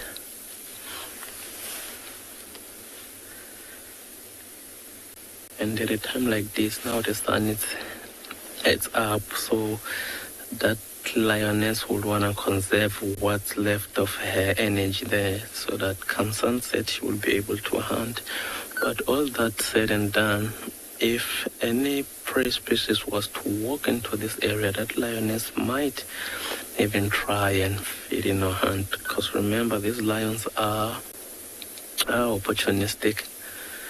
So I don't think she will put much effort on hunting, especially at a time like this. But if hunting opportunity presents itself, she will definitely grab it.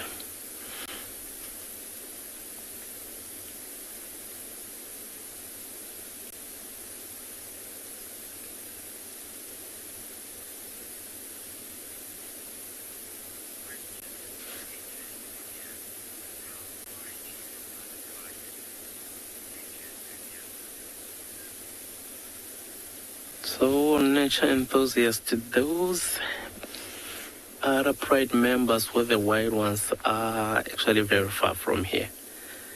However, there are other members that we believe they might be very close, maybe a kilometer or two away.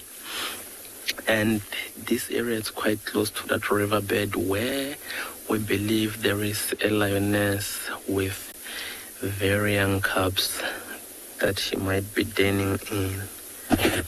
So, yeah, these Birmingham Pride members are pretty much scattered everywhere at the moment. Reason being that there are a lot of cubs around at the moment, and also there is the factor of the Taurus males. So those ones with the white members, most of the time they keep away from these ones, or the other way around actually. These lionesses with the cubs will try and isolate themselves, because Pride members are very playful, more like these youngsters, so they're very interested in playing with the youngsters, and most of the time they will underestimate the power that they've got over these young ones, and then sometimes we find that they will hurt them unintentionally, thinking they're still playing with them. So until they're strong enough, these lionesses will try to keep them away from the rest of the pride. And also with all that lactating that she has to do, like if she can get something maybe like even a diker, it might be enough for her and her only. But if you think about it, if she gets something, maybe they get an impala, and it's all of them, like 23 lions altogether, that won't really get far. If anything, those males might claim it to themselves, even to the exclusion of the lionesses that are doing this killing most of the time.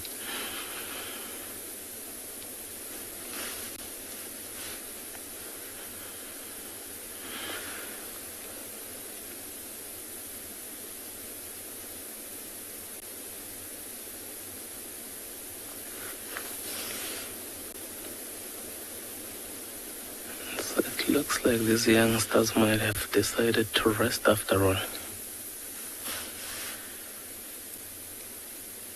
They don't really look like they're gonna give us a show there.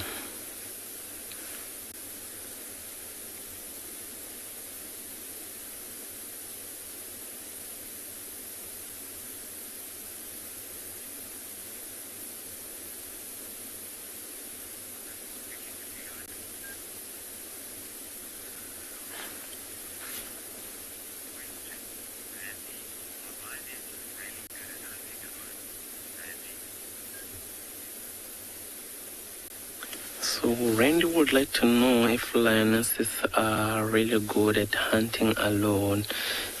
Yes, Randy, lionesses are very good, are exceptional when it comes to hunting. So it's just that it will come down to odds when it's just one animal hunting alone, because as you might know, these lion prides hunt strategically, so they use each other to get into positions before going at an animal.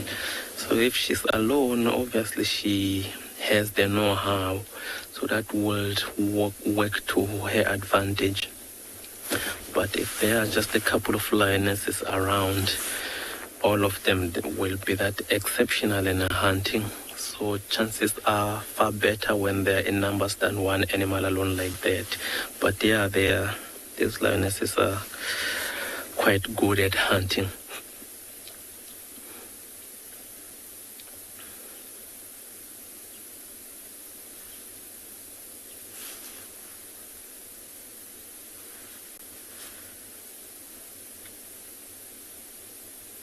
At a distance, there are some impalas that are walking past and not too far from where we are.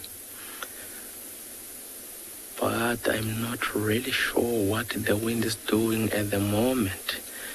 So I'm not sure who between the impala and the lions can smell the other. But those impalas didn't really give an alarm back, so I think they might not have seen these lions or even smell them.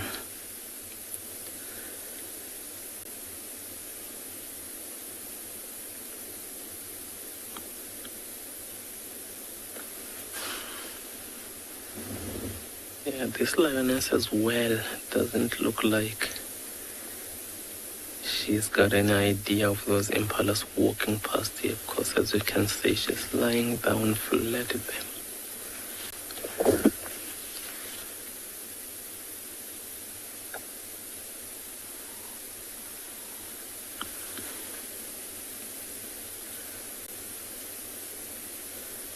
I'm just hoping for those cubs to get up and give us a bit of action.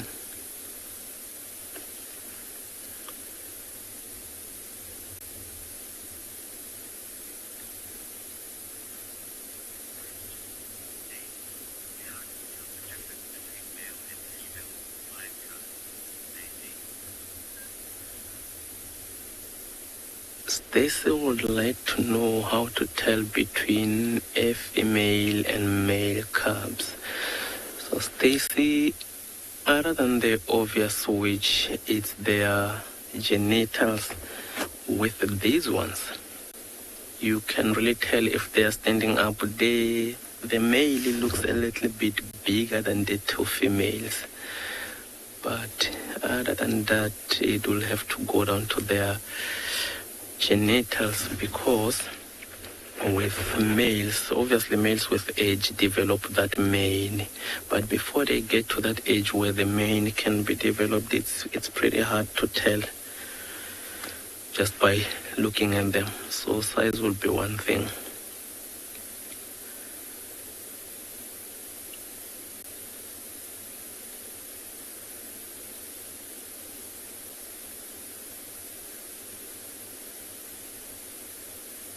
And that female look really flat there. So you might find that during the night she might have walked long distances trying and hunt, and by the look of things she wasn't successful. So she came back into this area, maybe went to where she had hid those cubs, and then fetch them, bring them into this area, and then feeding them. But that being said, she herself is taking a strain from feeding these youngsters while she hasn't been that successful in hunting, because we haven't been seeing these ones in a last while. I'm not sure when last she might have fed.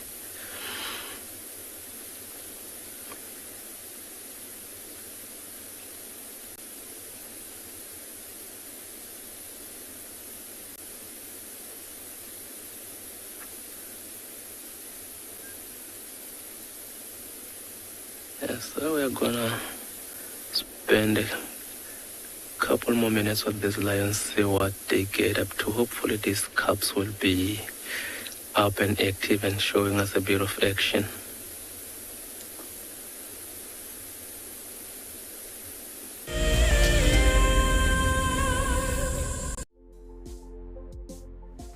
On the 27th of April, WildEarth will be turning 14 years old, and we wouldn't be here if it wasn't for all of you. And to celebrate, we will be finishing the beautiful book that we started last year that looks at the history so far. But we do need you to be part of it.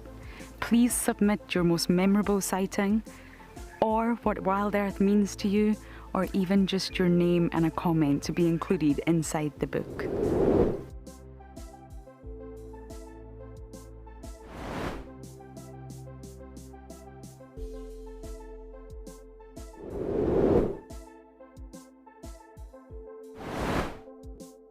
Head over to the website to add your name and reserve your copy. And a big thank you to all of you who have contributed to the book so far. Graham, I'm just going to see, there's a very good place that I want to see if we can get good signal from there. That's where I'd like to go.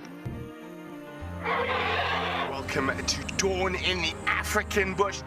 How cool is this? Can you believe it? Those cubs are now only 10 feet from us. Unbelievable. Elephants chasing wild dogs chasing elephants. Pandemonium!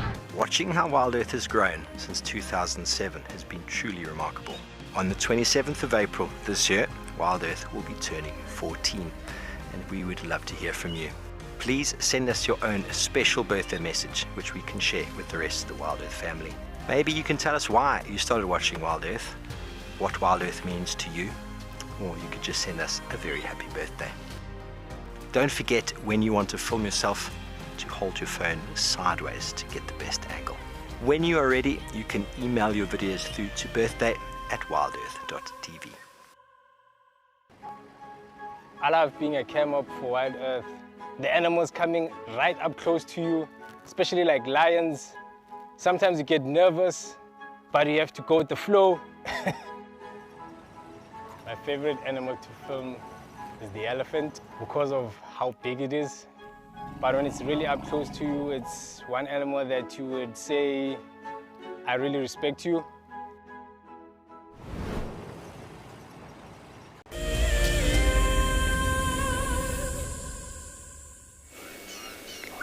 Now the fog is lifting, but slowly. The sun is out, and we found a raptor. And I think it's a tawny eagle. Could possibly be a steppe. They're very, very similar. You look at the gape, you look at the size, and you look at the legs. But from here, it's very difficult for me to tell. It's far away, and of course, we've got the fog to deal with, but I think it's a tawny. And wasn't it just fascinating to see the tawny eagle on Mulwati's old warthog kill? That's the first time I've seen that. A raptor coming into the trees to scavenge from an old leopard kill that's been hoisted. But we're in Buffelshoek, and hopefully we're going to find some lions very soon. Perfect day for predators to still be mobile.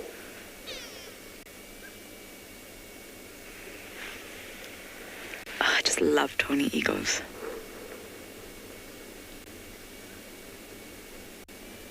They're probably the eagle with the widest range of colour morphs. So you really get such an array, such a sort of palette of colours when it comes to the tawnies. You get the pale morph, the dark morph, and everything in between. Oh, someone's joined a tawny. A drongo, I think. Is it a drongo or starling? Look at the size difference.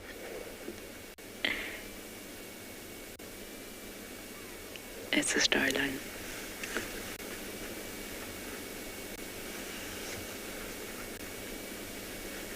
You can see the way the tawny's fate got its back to us. So it's twisting its head almost all the way around, and it's looking. They're highly, highly visual. They find their food using their eyes, not through chemoreceptors, through eyesight.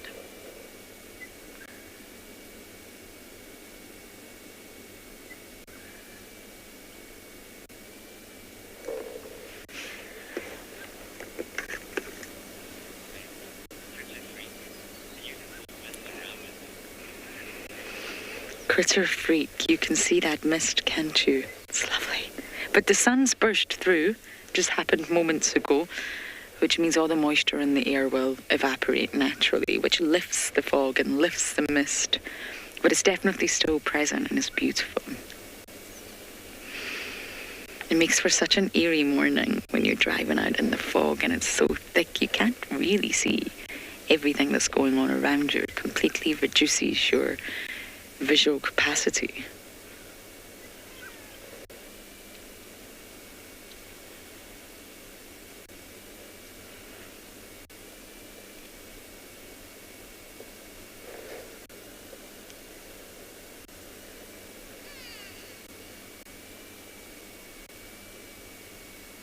Tony's having a good look at what's going on underneath him.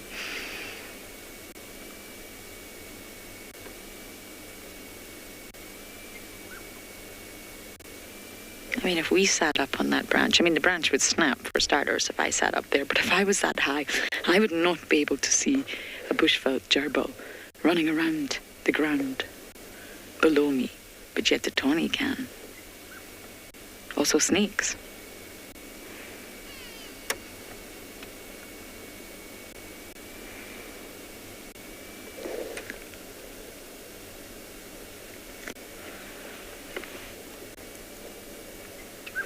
Okay, I'm going to leave this Tony and Bumble because we're searching for some lions.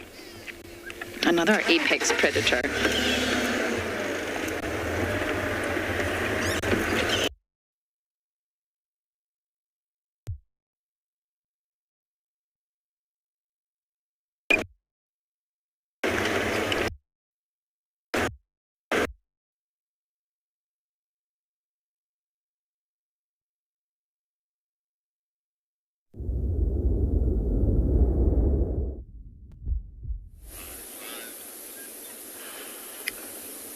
Welcome back to andBeyond, Ngala, everyone. So looks like these cubs are still circling. So from the previous position of the lioness, she had just flipped over to the other side, and those cubs, so all of them just going for it.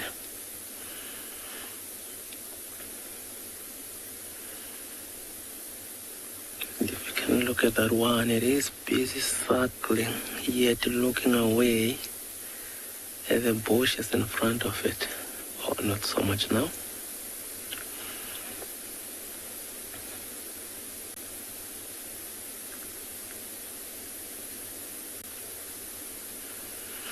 So when I saw all three of them earlier getting up, I thought it was about time we got our action. But it just looked like they were just following Mommy's red lens to circle again.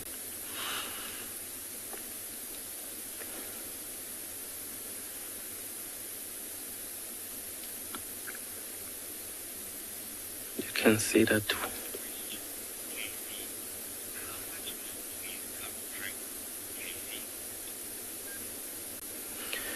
So Casey would like to know how much milk will these cubs drink.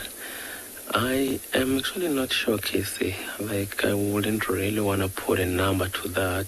But as you can see, they're still youngsters.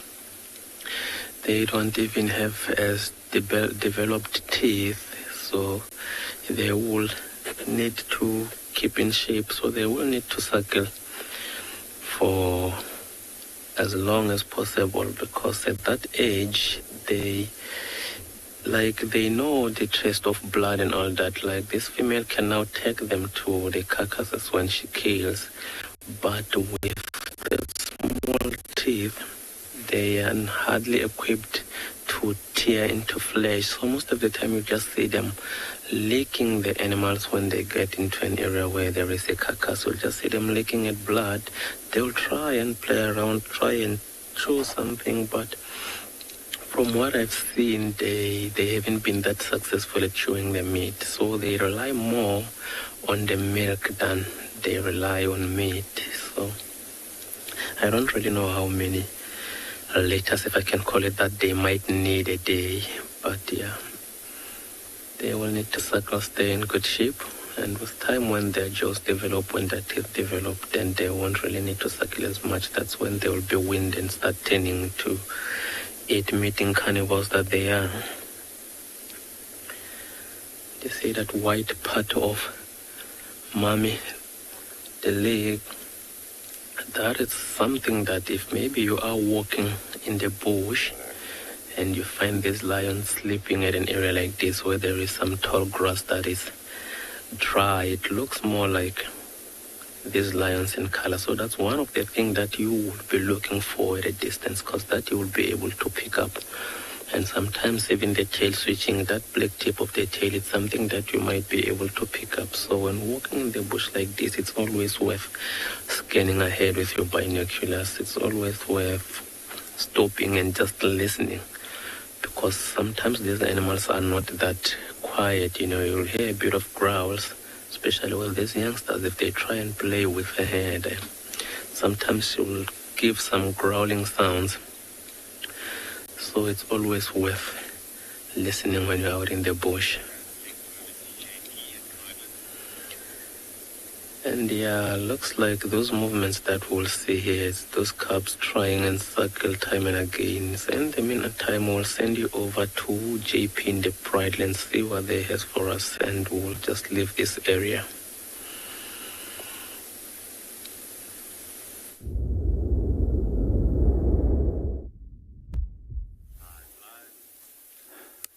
Good morning and welcome back to Eco Training Pridelands. We've been having a lot of fun looking at a number of different things on our walk this morning and trying to find some more interesting things. As we progressed, we actually found a number of giraffe that's busy feeding. For those of you that haven't known how to separate males from females, we currently have two big bull giraffe in front of us. So if you notice, they're quite tall, they're incredibly thick-necked, and they also then have bare little tips to their ossicones, the horn-like structures on top of the head, which is an indication that these are males. One of the things that I do find quite interesting in males is that they often will spend a large amount of time busy trailing female herds and groups to see if there's any cows in estrus. Now, unlike the females, which are incredibly selective about the quality of food that they eat to try and get their body condition up so that they can go into estrus, the males will very rapidly eat and then move off. They're only interested in getting themselves filled and provided with the necessary energy. For the rest of the time, they're going to spend time looking for the ladies as well as fighting with one another to get access to females that are in estrus. Quite often when we do find a number of bulls trailing a group of cows, it's quite fascinating to see how they can fight. The process is what we call necking, and the aim is to push your opponent off balance. This is one of the reasons why giraffes have actually evolved incredibly long necks, and not for feeding purposes. But the benefit that they gain from an incredibly long neck by pushing over an opponent also benefit them in their feeding, where they can outfeed a number of other herbivores, with the exception of elephant. Here, one of our bulls are going to start moving across into the open. This is an incredibly dark individual that's coming into the open here. Quite often what we do find is that older bulls tend to be darker in coloration. However, one of the darkest giraffes I've still seen till date is actually a female.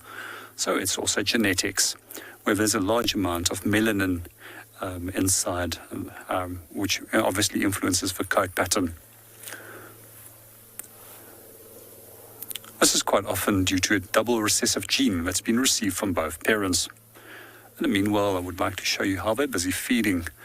So if you will notice, this bull right in front of us is often pushing its tongue out and then basically stripping the leaves off the tip of the branches and then using the mouth to pull off the leaves from the tip of that little branch. Just above the giraffe's head, you can also notice how those thin little edges of the branch have already been stripped from the leaves. So they do eat quite a wide range of different plant materials, but one of the things that I find particularly fascinating is that they can eat incredibly thorny plants without sustaining any injury.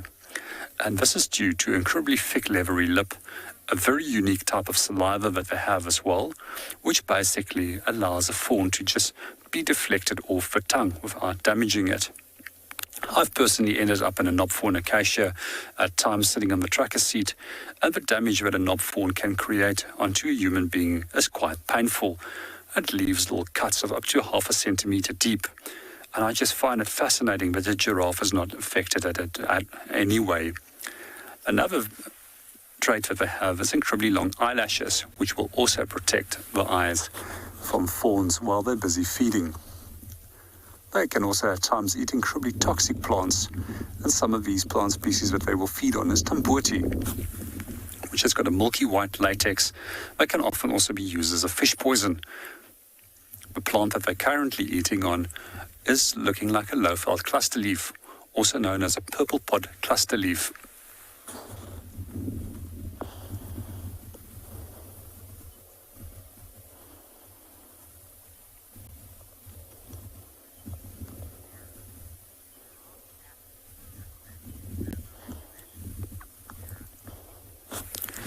Good morning, Sarah, and welcome to the show. Yes, according to recent research, they do assist with regulating the temperature.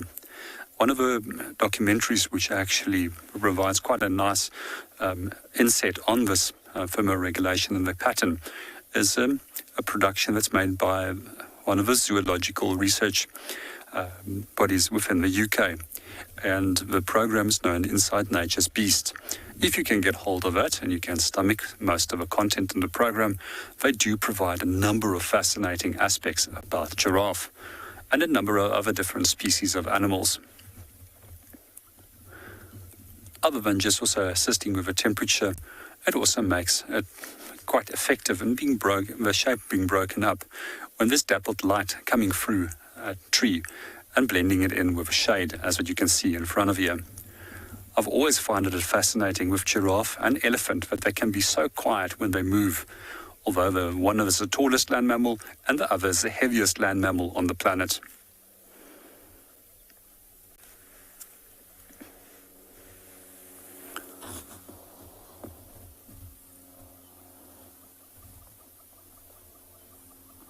What we also will notice is quite often when they are feeding, they're feeding directly into the wind. And you'll see that they will feed for a short period of time on that specific branch of a tree and then move off. Especially with plants which belongs to the Combretum family, such as the purple pot cluster leaf that they were eating, and a number of the thorny plant species have adaptations where they will release chemicals to make the plant unpalatable, and therefore they'll move on to the next plant. What they've also found through studies is that the plants can actually warn one another by giving off a chemical into the air, and in response to that, that plant will also then start increasing its tannin levels, therefore pushing the giraffe to go and feed somewhere else. We're going to sit here for a little bit longer and enjoy the sighting, but in the meanwhile, we're going to hand you over to Steve.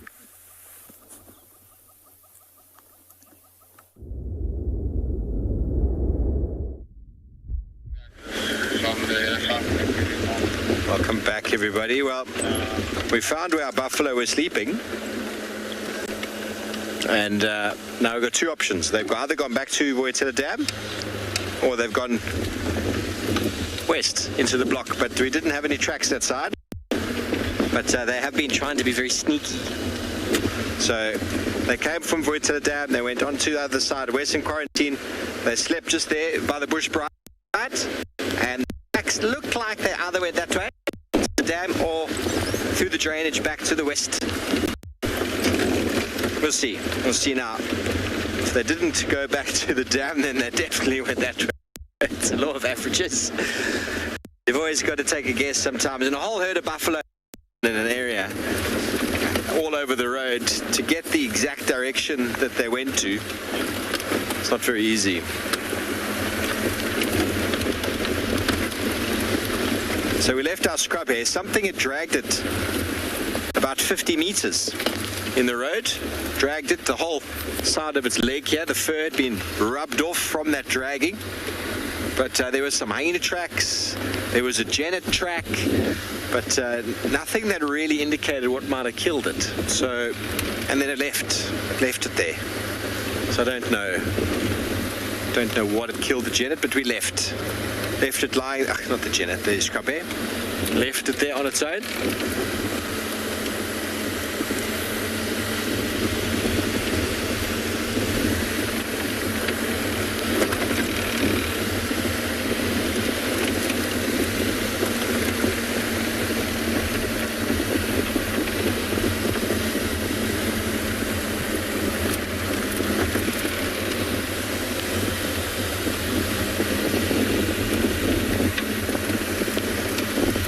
Find them, everybody. They were lying down over there this morning. We probably drove past them. We went to the dam this morning, picked up on their tracks.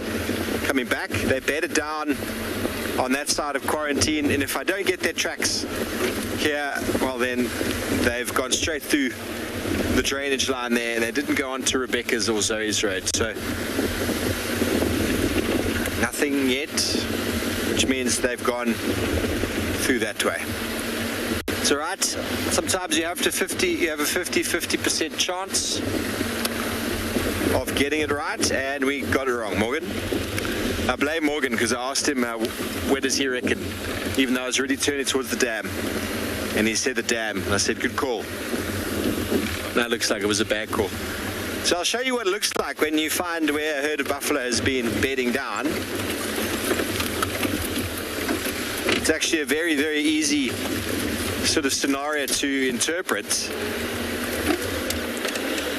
If you've ever owned cattle or spent time on a cattle farm where there's a kraal, it kind of looks very much like that, really. There's lots of dung, lots of tracks, lots of yellow patches from the urine.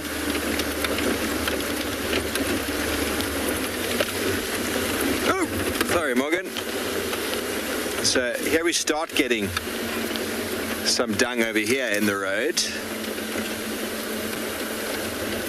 They all came through, milling around this whole area here. You can see what I mean by the yellow patches and the dung.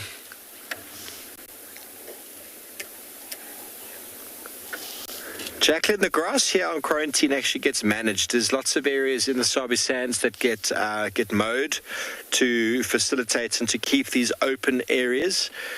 Bush encroachment is a real deal. The problem is that water has been put in all over the Sabi sands. So what that leads to is bush density, bush densification. And they want to maintain certain habitats, and an open habitat is a habitat that is being lost in the Sabi sands. So many of the reserves in the Sabi sands physically mow the lawn. It is a practice that's been going on for quite some time. Let's carry on there, Morgan. Let's go track these buffalo. Oh. That's a gear. Okay, so milling around, all over here. You'll see the tracks are everywhere, and then it gets quite difficult. You know, it's either they went that way or they went that way. And now that we're here and we know they haven't gone that way, it's easy to say, oh, they must have gone that way. But in the moment, considering I drove that road there was no buffalo activity on that road, which means they've kept in this drainage line. And they're heading up towards that band of terminalias over there. I don't think they've gone far. They're probably heading towards Arathusa's Red Dam, because that's what they do. They wake up and they slowly start moving towards the dam. And then they bed down and they go towards the dam. It's what they do. It's their behavior. It's getting quite warm. It might be all these layers I'm wearing.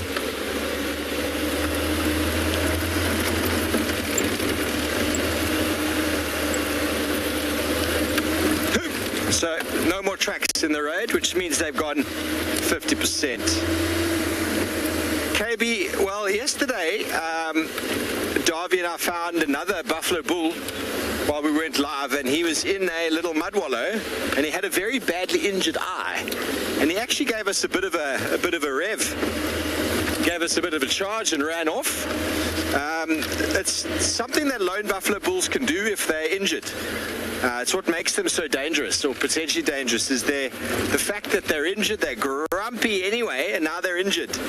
So thankfully, that's the first time I've ever had a male buffalo run towards us. But I've had herds many times run towards us, but it's more of an inquisitive, nose in the air sort of feeling. But it still makes your body respond in certain ways. You know, there's no joking around with a buffalo. No joking around.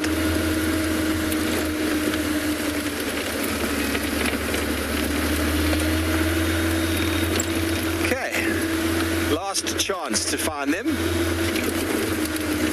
I often talk about buffalo being the easiest of the large animals to find, and it's true.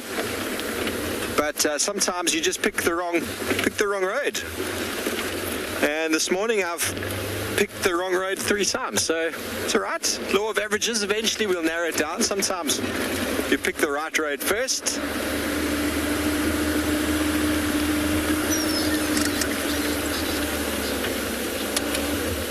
Let's see if we can get these little fellas on camera.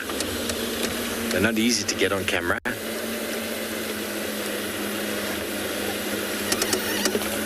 Oh, hello. Oh!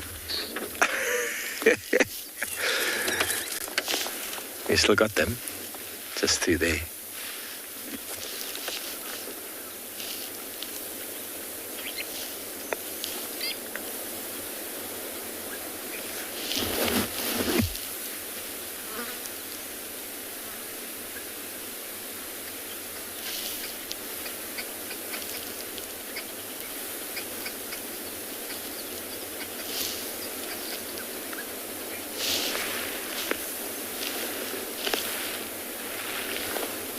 And there they go.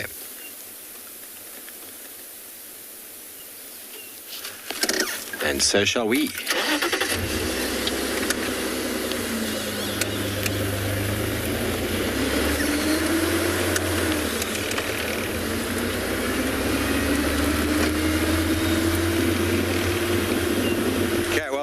next time you come back to us, we will hopefully have some buffalo. And while we do that, we send you over to Marcus, who's also bumbling around.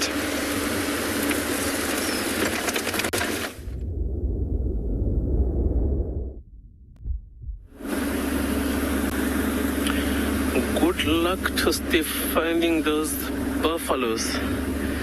And we are driving in this dry riverbed, heading towards the western parts of our reserve.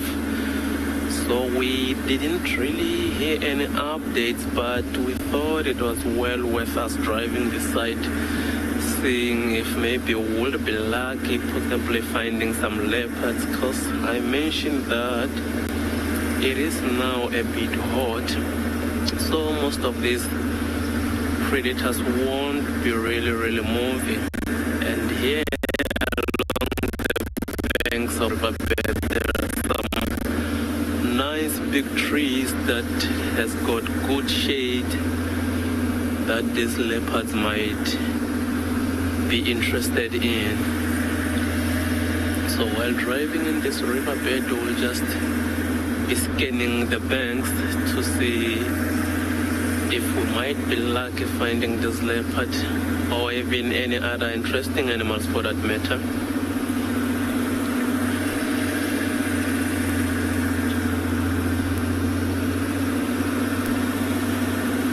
Oh yeah, you never really know.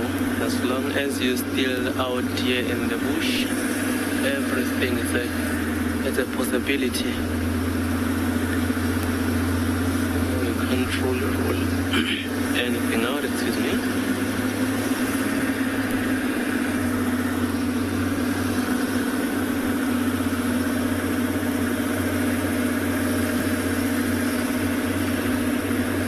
Sorry, can you repeat that question for me?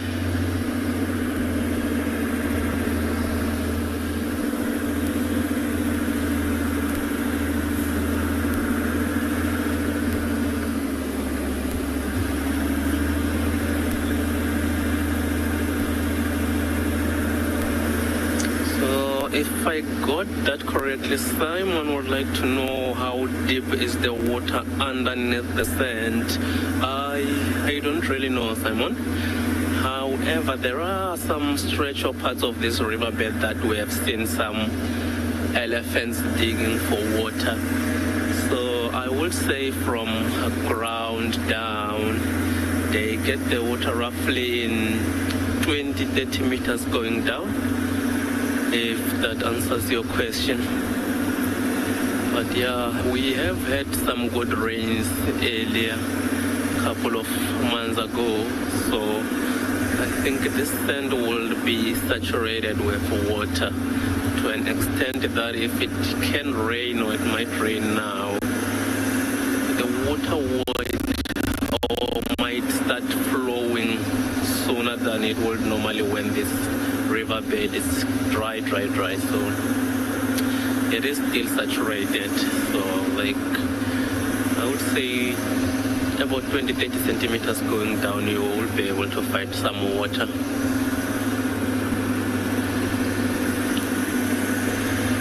So yeah, we'll just keep going at it, hoping to find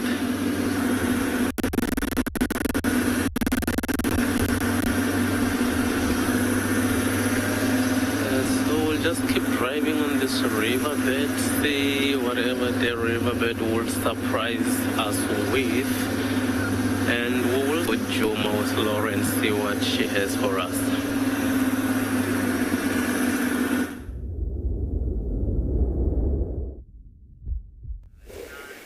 We found them. Yes, Talamati Pride. All of them, including, I think it's Mr. Darkmane. Now, we're in a bit of a tricky signal patch, but that's okay. We've just been working it, maneuvering, and we've finally got signal, which means we're not going to move the car too much, so the view might not be the best, but it's still, we've managed to catch up with the Talamati Pride. They're on Buffelshoek, they're on Hunter's Road. I know that some of you like to know the location of the animals, and they're all here. From what I can see, we've managed to count 15 tawny bodies. Someone's limping, one of the sub-adults is limping. That was a little bit sad to see, but lions are incredibly resilient and robust and strong. It's really good to see them. But as I mentioned earlier when we were looking at the tawny eagle, the sun was bursting through. Well, it's burst through. It's fully burst through, and now it's rather hot. It gets to that time in the morning where it's really, really hot, and I imagine all of our gorgeous tawny kitties are going to go flat. It's amazing the shift that can happen in 1 year. I would say we spend more time with the Talamatis now than we do the Nkuhumas. Would you agree, Davi? Yeah, he agrees. He does. And I think just due to the natural shifting in territory which happens, the Talamatis could be considered as our main dominant pride in the areas that we traverse now. Now, a territory is never static, and it's not going to stay the same throughout the animal or the social group's lifetime. It's going to move. Everything's constantly changing. The climate, the resources. You can see one through the quarry fish, okay. Ah, we see you. Would you look at that? Nice one, Davi. That's very sweet. Probably thinks we can't see them, but we can.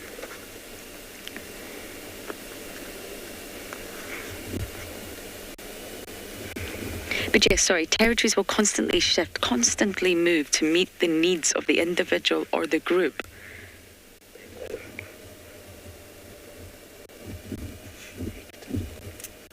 Sorry, Jared, one more time with that question. I think it's from Hector.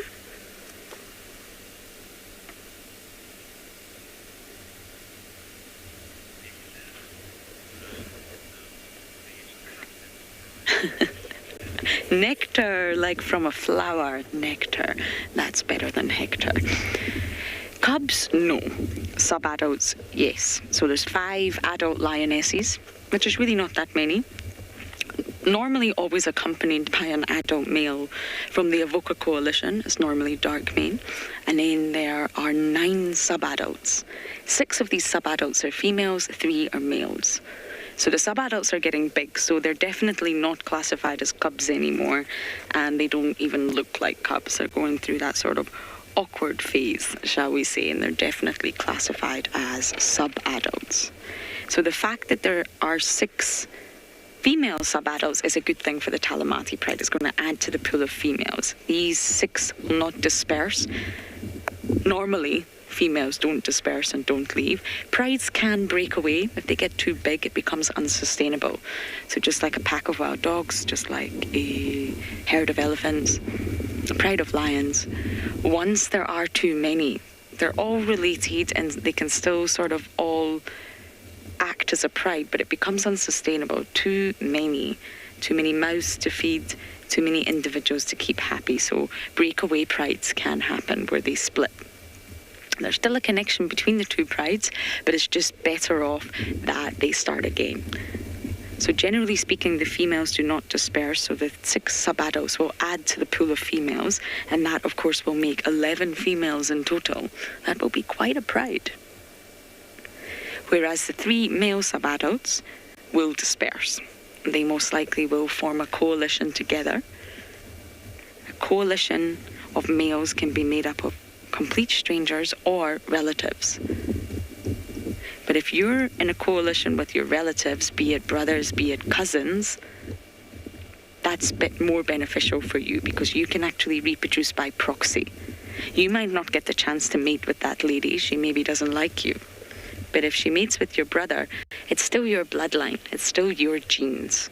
So it's still more beneficial for you than if she mates with a complete stranger. So we could have our very own band of lions from the Talamati coalition.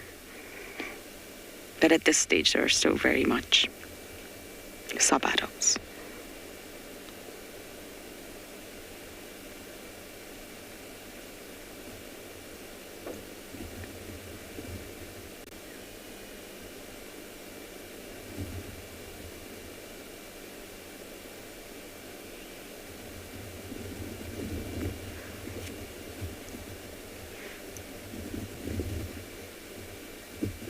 okay. Took us a while to find these guys, so we're just going to sit here and watch our beautiful Talamati pride.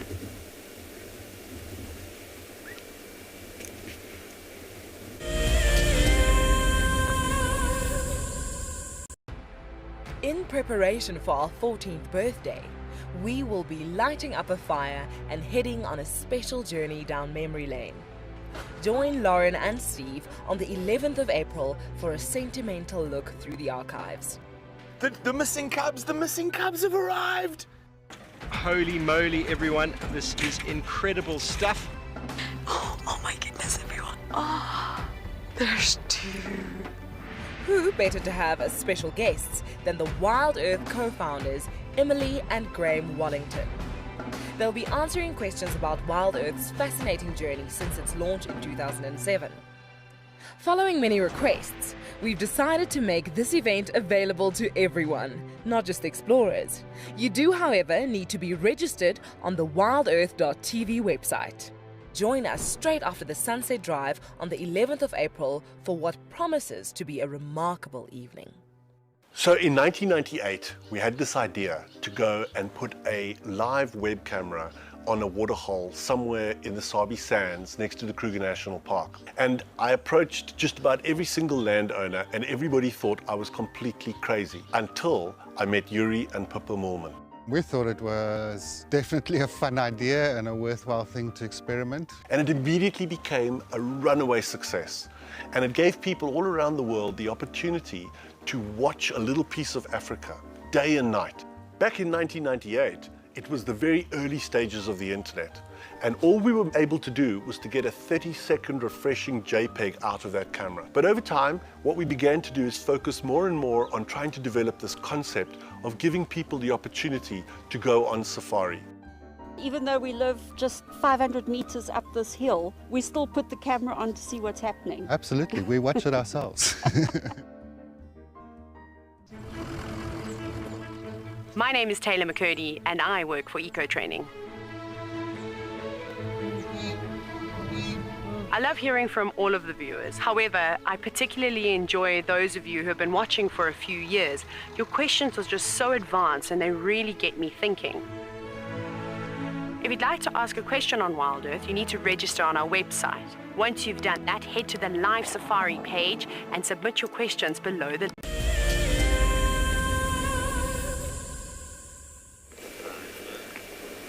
We haven't moved the car. I'm too nervous to move the car in case our signal drops. But going back to that earlier point, male lions, a band of lions, a coalition, will form lifelong alliances with one another. And it can be from anywhere really to 1 to 8 lions. And it's not out of any sort of fraternal good or, hey bro, let's be bros. It's really out of having no choice. You must band up with other male lions in order to maximize your own chances for reproducing. If you're a single lion, you're not going to get the chance to be territorial or to take over the dominance of any prides. So you need to sort of team up. You need to have a joint effort in order to be a successful male coalition, in order to sort of be in control of the female prides and then get to mate with all the lionesses, which maximizes your own chances at having successful reproduction and then continuing your own bloodline. So a male lion's reproductive success depends directly on how well his coalition can sort of withstand challenges from outside. No, sorry. Bless me. I think another one's coming. Ah, there you go. 3 sneezes. Apologies. So basically, male lions display their greatest capacity for teamwork while ousting invaders together. And that's exactly why they form a coalition. There's no sort of fraternal grid there.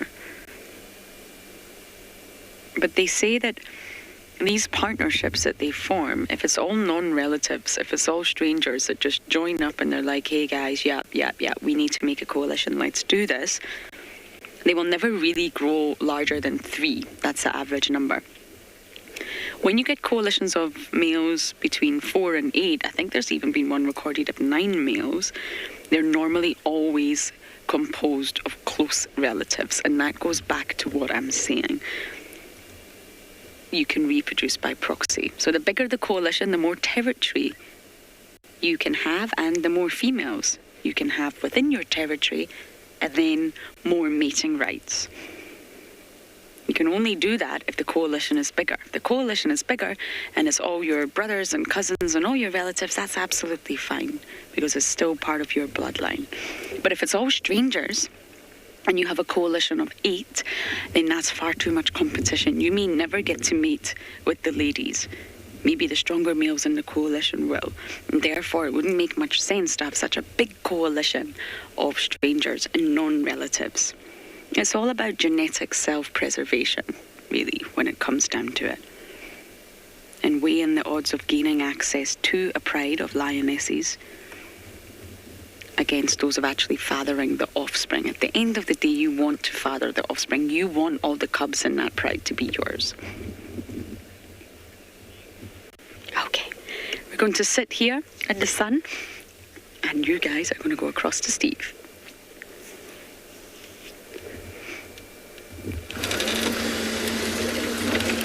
Welcome back, everyone. Well, we found where a number of buffalo crossed Triple M directly towards the west, towards Red Dam. And we just had 5 buffalo bulls just turn around and come and give us a bit of a show. It's almost the behavior that these animals do when they've been hunted. So there are definitely lion tracks there. And those buffalo. I promise we had buffalo. 4 boys came back, have gone back into Djuma. So I've almost no doubt that there's a lion pride here by Red Dam hunting that herd. Where these boys were looking at us indicates that that's fragmentation has happened, you know, when a herd moves and moves and these ones run there, they run there.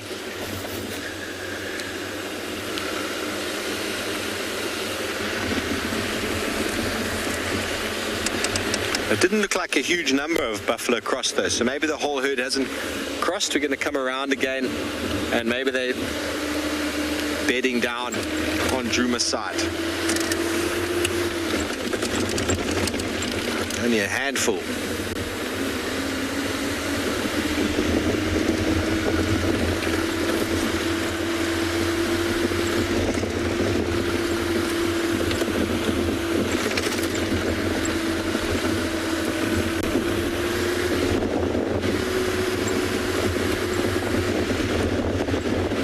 They don't always have torn ears. The older they get though, the more torn they become, and I challenge you to run it at about your chest height through the bushes here at full steam through the thickets and come out with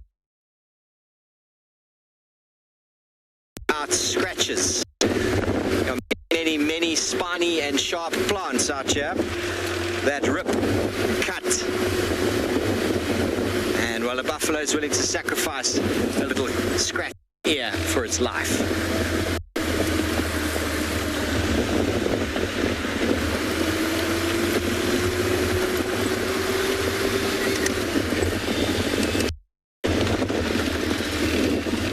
Okay, so we're coming all the way down the boundary. We had line tracks on the boundary that went in towards where those buffalo were. And well, we're going to come around and see if we can catch up with his buff. But it sounds like JP is enjoying a quiet moment at a waterhole.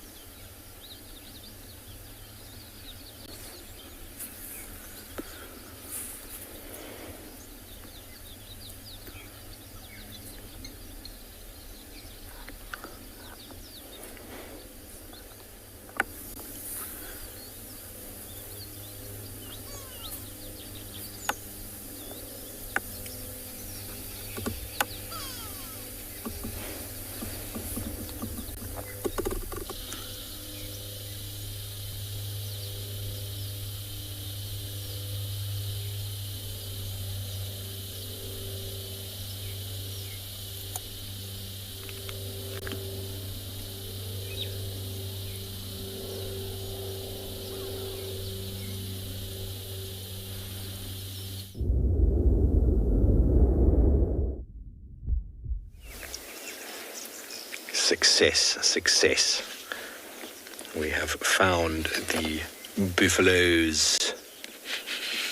Now I'm just going to try and illustrate for you if I can find my Koki pen. I don't know where my Koki pen is.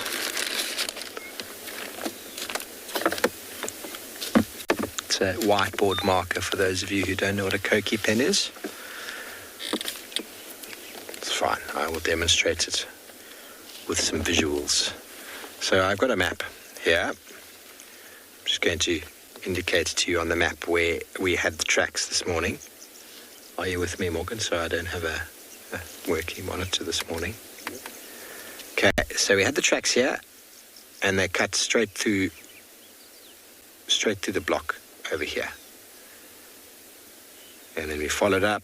We went in the wrong direction. They did this, went straight up there. That's where they bedded down. They came all the way through like this, followed the drainage line.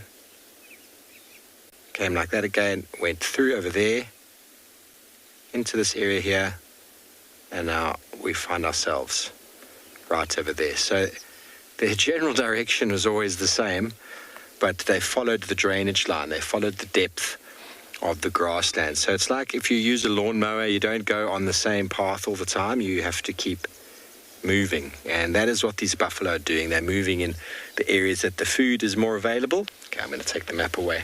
So although they have been in Djuma for a couple of days now, they'll move in slightly different sort of trajectory because they've been just left or just right of that position before. So to walk in the exact same spot doesn't make sense because they've already mowed that lawn.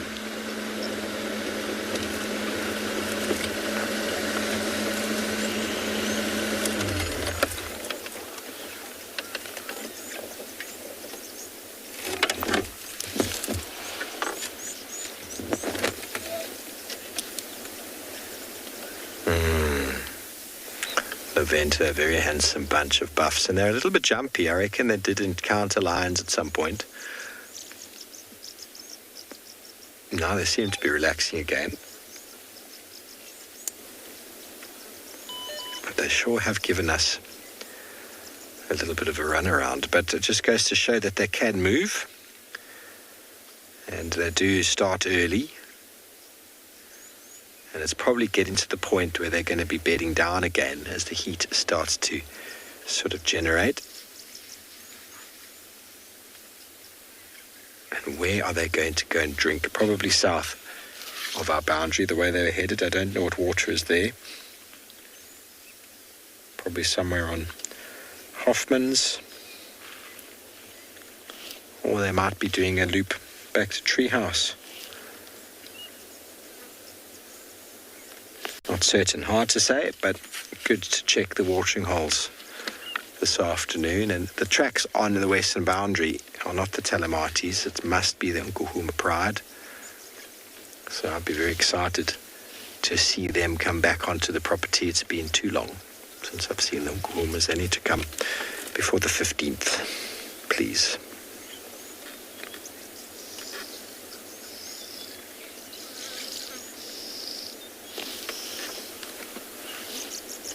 This is a very big herd, everybody. It's at least 100. Lots of animals. That's why when I say buffalo should not be the hardest to track. They leave a lot of dung, a lot of tracks, a lot of activity behind them. Sometimes, though, they don't move in straight lines. It's okay if they want. You're still all right there, Morgan? Yep. Good.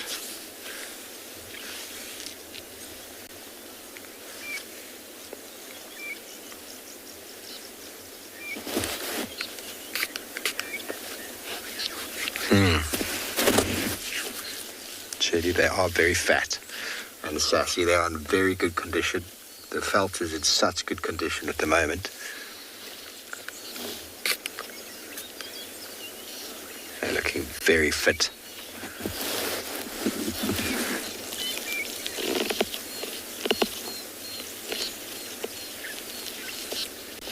When they are fit like this, they become very difficult for buffalo should I say for lion, to hunt. They're strong, there's no weakness. The females will defend their calves with everything they've got, and they've got a lot to give. The males will defend the herd against lion. They're in fine condition, strong, physical.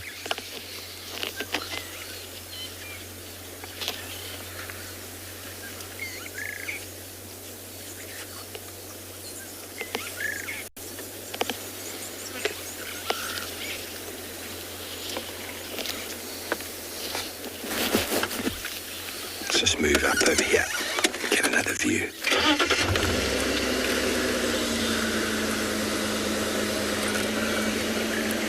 Okay, well, Talamati Pride, I believe, like to hunt buffalo, but I've never seen them do so.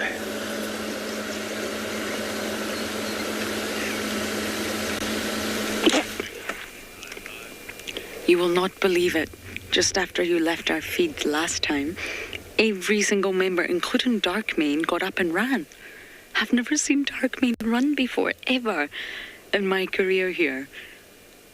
They heard something and they just ran.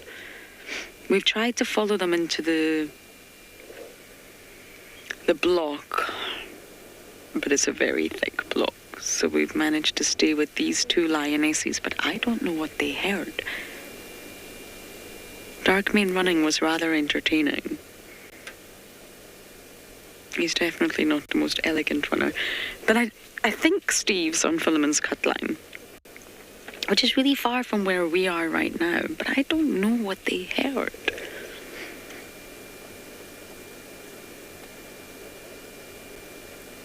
I've never seen a pride run like that altogether. It was really incredible.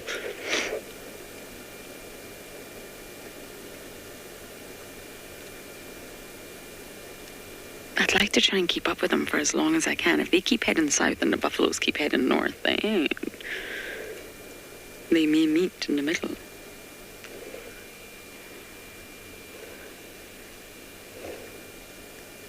It's nice to see active lions.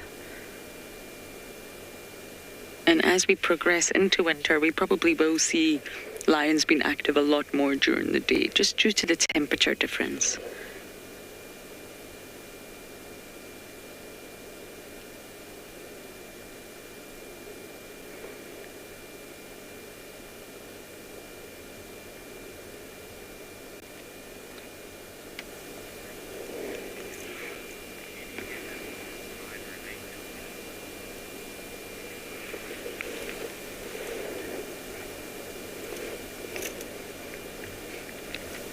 I wonder if we'll be able to make it through this block. It could get a little bit hairy, especially with Wendy's temperamental behavior right now. Wendy keeps breaking down on us.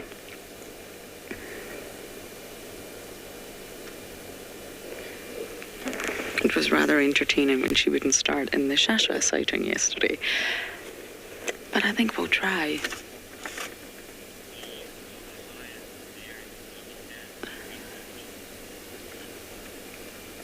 Simone, we definitely don't.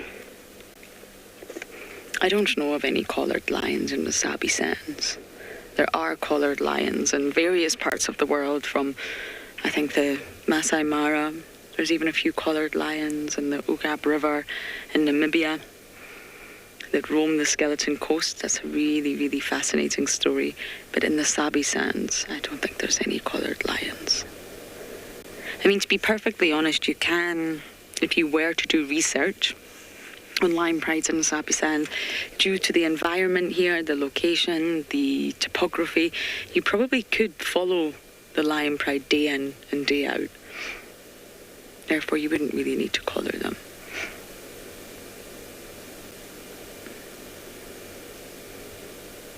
So no, in the Sabi Sands, Simone, I don't believe there's any collared lions. The only animal that wears a collar that I know of is a wild dog.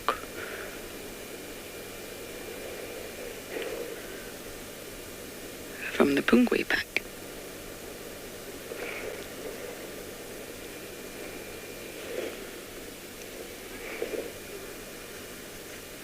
trying to think if we can navigate round here to try and see if we can see where everyone else ran off to.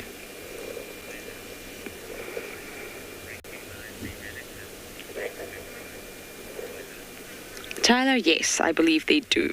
At least at the time of the breakaway. They'll recognise each other's scent, without a doubt. Visually, I don't believe so. We had this discussion last night. But I believe they'll recognise each other's scent. But of course, once the lionesses that they know pass away and the other generations sort of get older, I don't believe then they would start to recognise the breakaway pride as relatives. But at the point of the breakaway, yes, the individuals that they know, they will. But it'll all be through scent and understanding a unique chemical code. Okay. Okay, Davi's telling me to reverse here.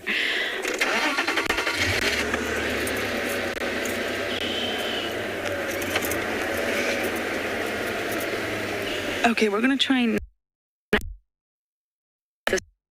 hopefully we make it, and you guys are gonna head back across the street.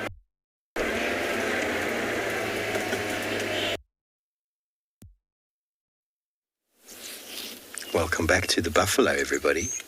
Are they looking at us? We are the tourists. No, they are the tourists. Sometimes you're not sure.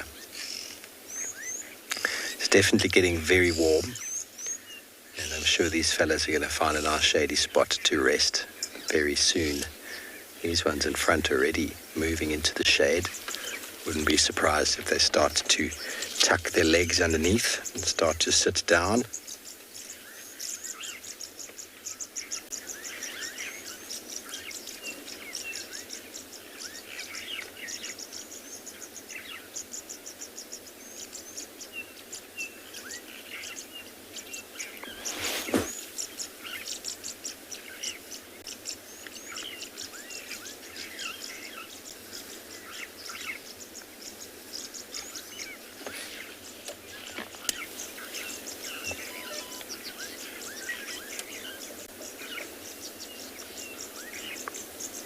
Shade is a hot commodity.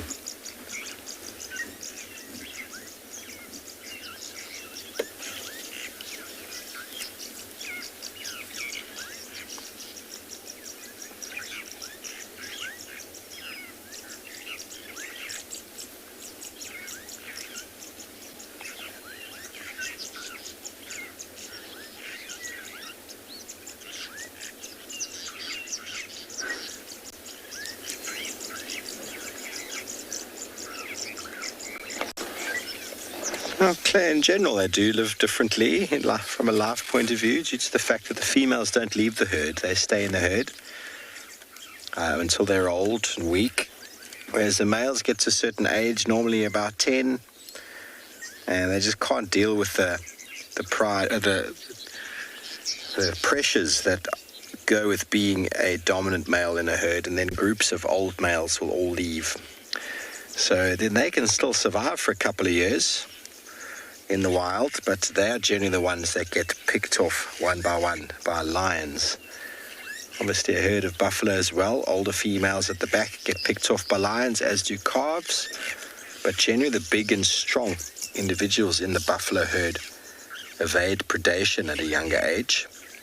Not always the case, but the herd normally stands up for those who are dominant, those who are fit and strong. So you could say females could live up to 15, 16, maybe even 17 in the herd, whereas a male that's 10, 11, 12, it's a good job. Obviously they could live longer than that. There are exceptions. In areas of low lion density perhaps, bulls like that could really just slip under the radar for quite some time.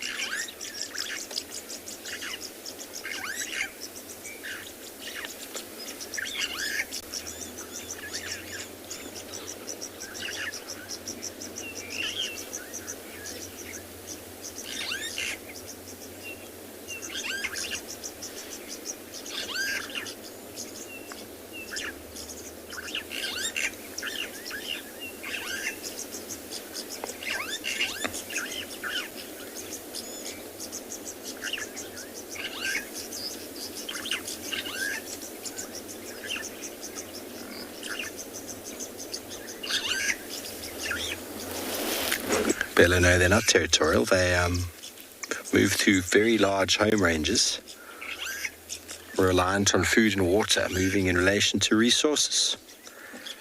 The males are highly sort of dominant within the herd. Males will have dominant hierarchies between themselves for rights to mate, and then groups of males actually get displaced from buffalo herds.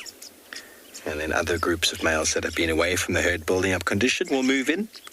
As this constant backwards and forwards flow of young, strong, fit buffalo bulls that gain condition away from the herd and then lose condition while in the herd. When you're in the herd, there's lots of pressure, there's lots of feeding. The females get a lot of the good feeding, so you don't get optimum grazing. To maintain a big bull's condition, he needs to sometimes just go out of the herd to do so. But there is a social hierarchy amongst the females. The females essentially lead the way. Going down. Ah, there we go. That's one.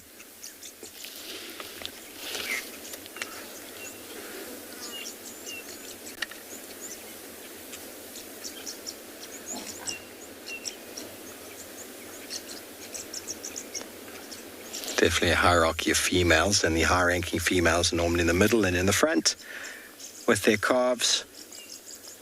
And the older females and lower-ranking females hang at the back with their calves, and they also get the worst of the feeding.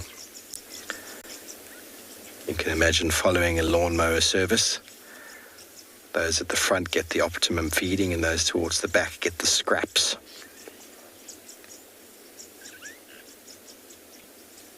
The trampled grass, flattened grass. The grass left behind.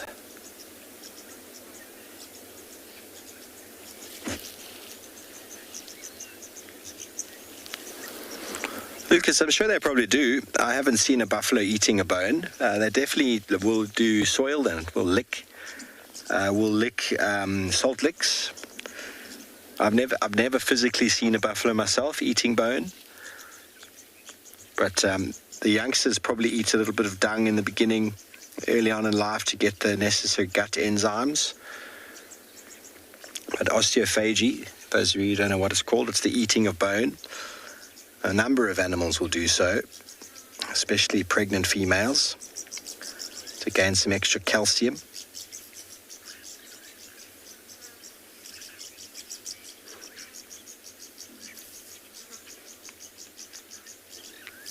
This one on the left is going down. You ready? Oh, it's gone.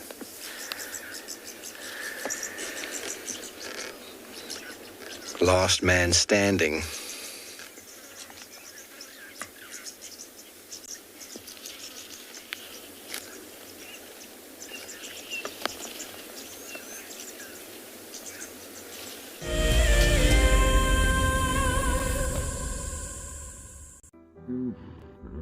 Nestled on the banks of one of the largest lakes in the Sabi Sands lies an award-winning game lodge called Chitwa. Many of you will have been on safari here virtually with WildEarth, but now we are offering you the chance to see it for yourself in person. Sign up to be a WildEarth explorer before the end of April, and you and a friend could win 3 nights to this luxury lodge. In addition to the unforgettable safaris, you can unwind on the deck, relax in the pool, and even savor the various bush dining experiences. Chitwa's holistic approach to hospitality, with specific emphasis on conservation, will leave you with the very best memories of the African wild. WildEarth Explorers, it's in your nature.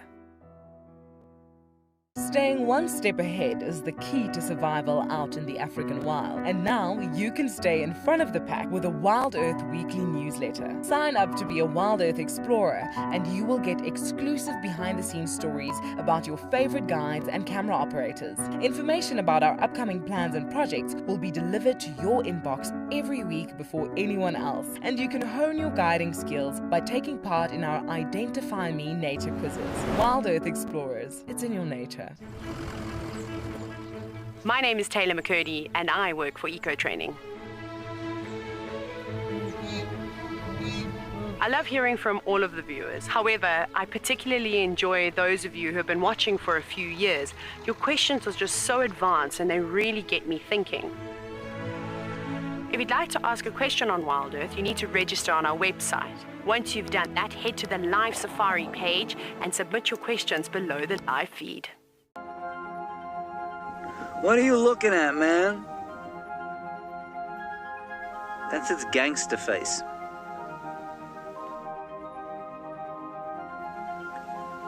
It has the manners of a common variety vagabond. Look at it, chewing with its mouth open like that.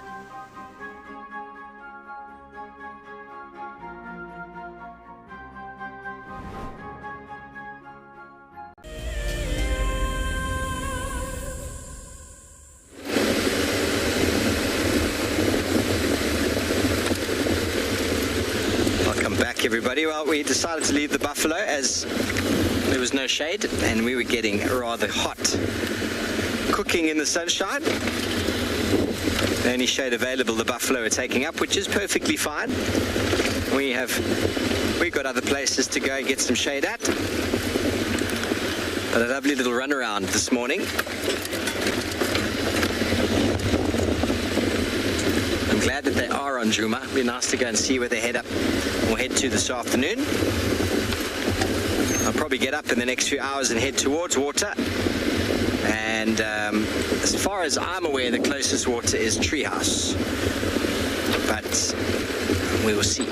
They might know something better than I do. I don't know the Arethusa property or Hoffman's property at all.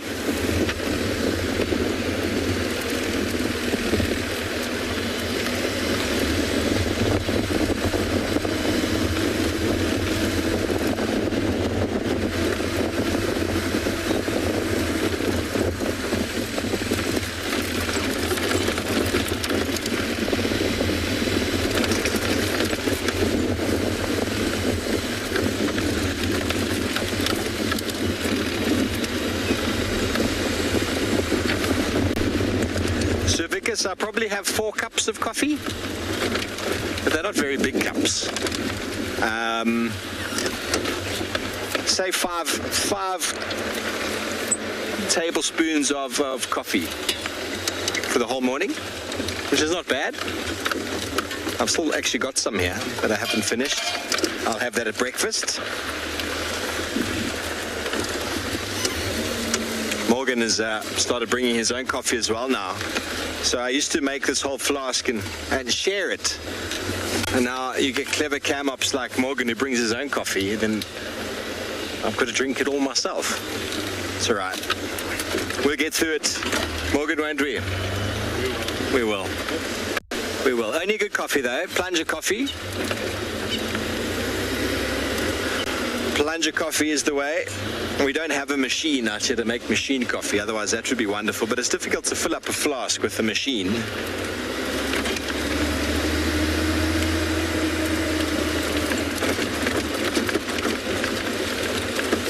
Oh, sorry, Mr. Impala.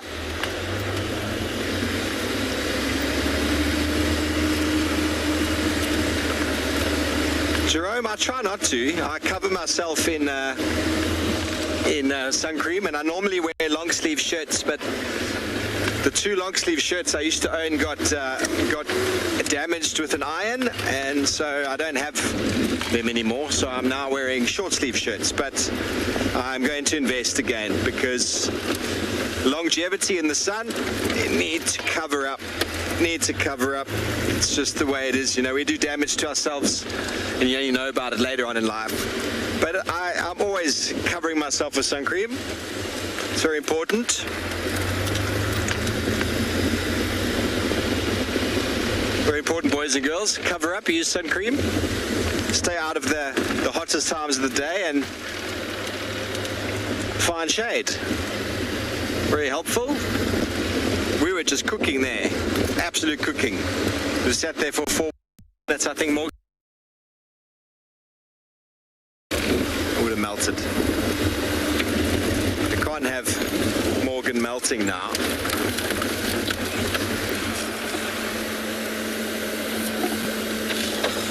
What we can do though is show you something that looks like a buffalo, but is not. Oh!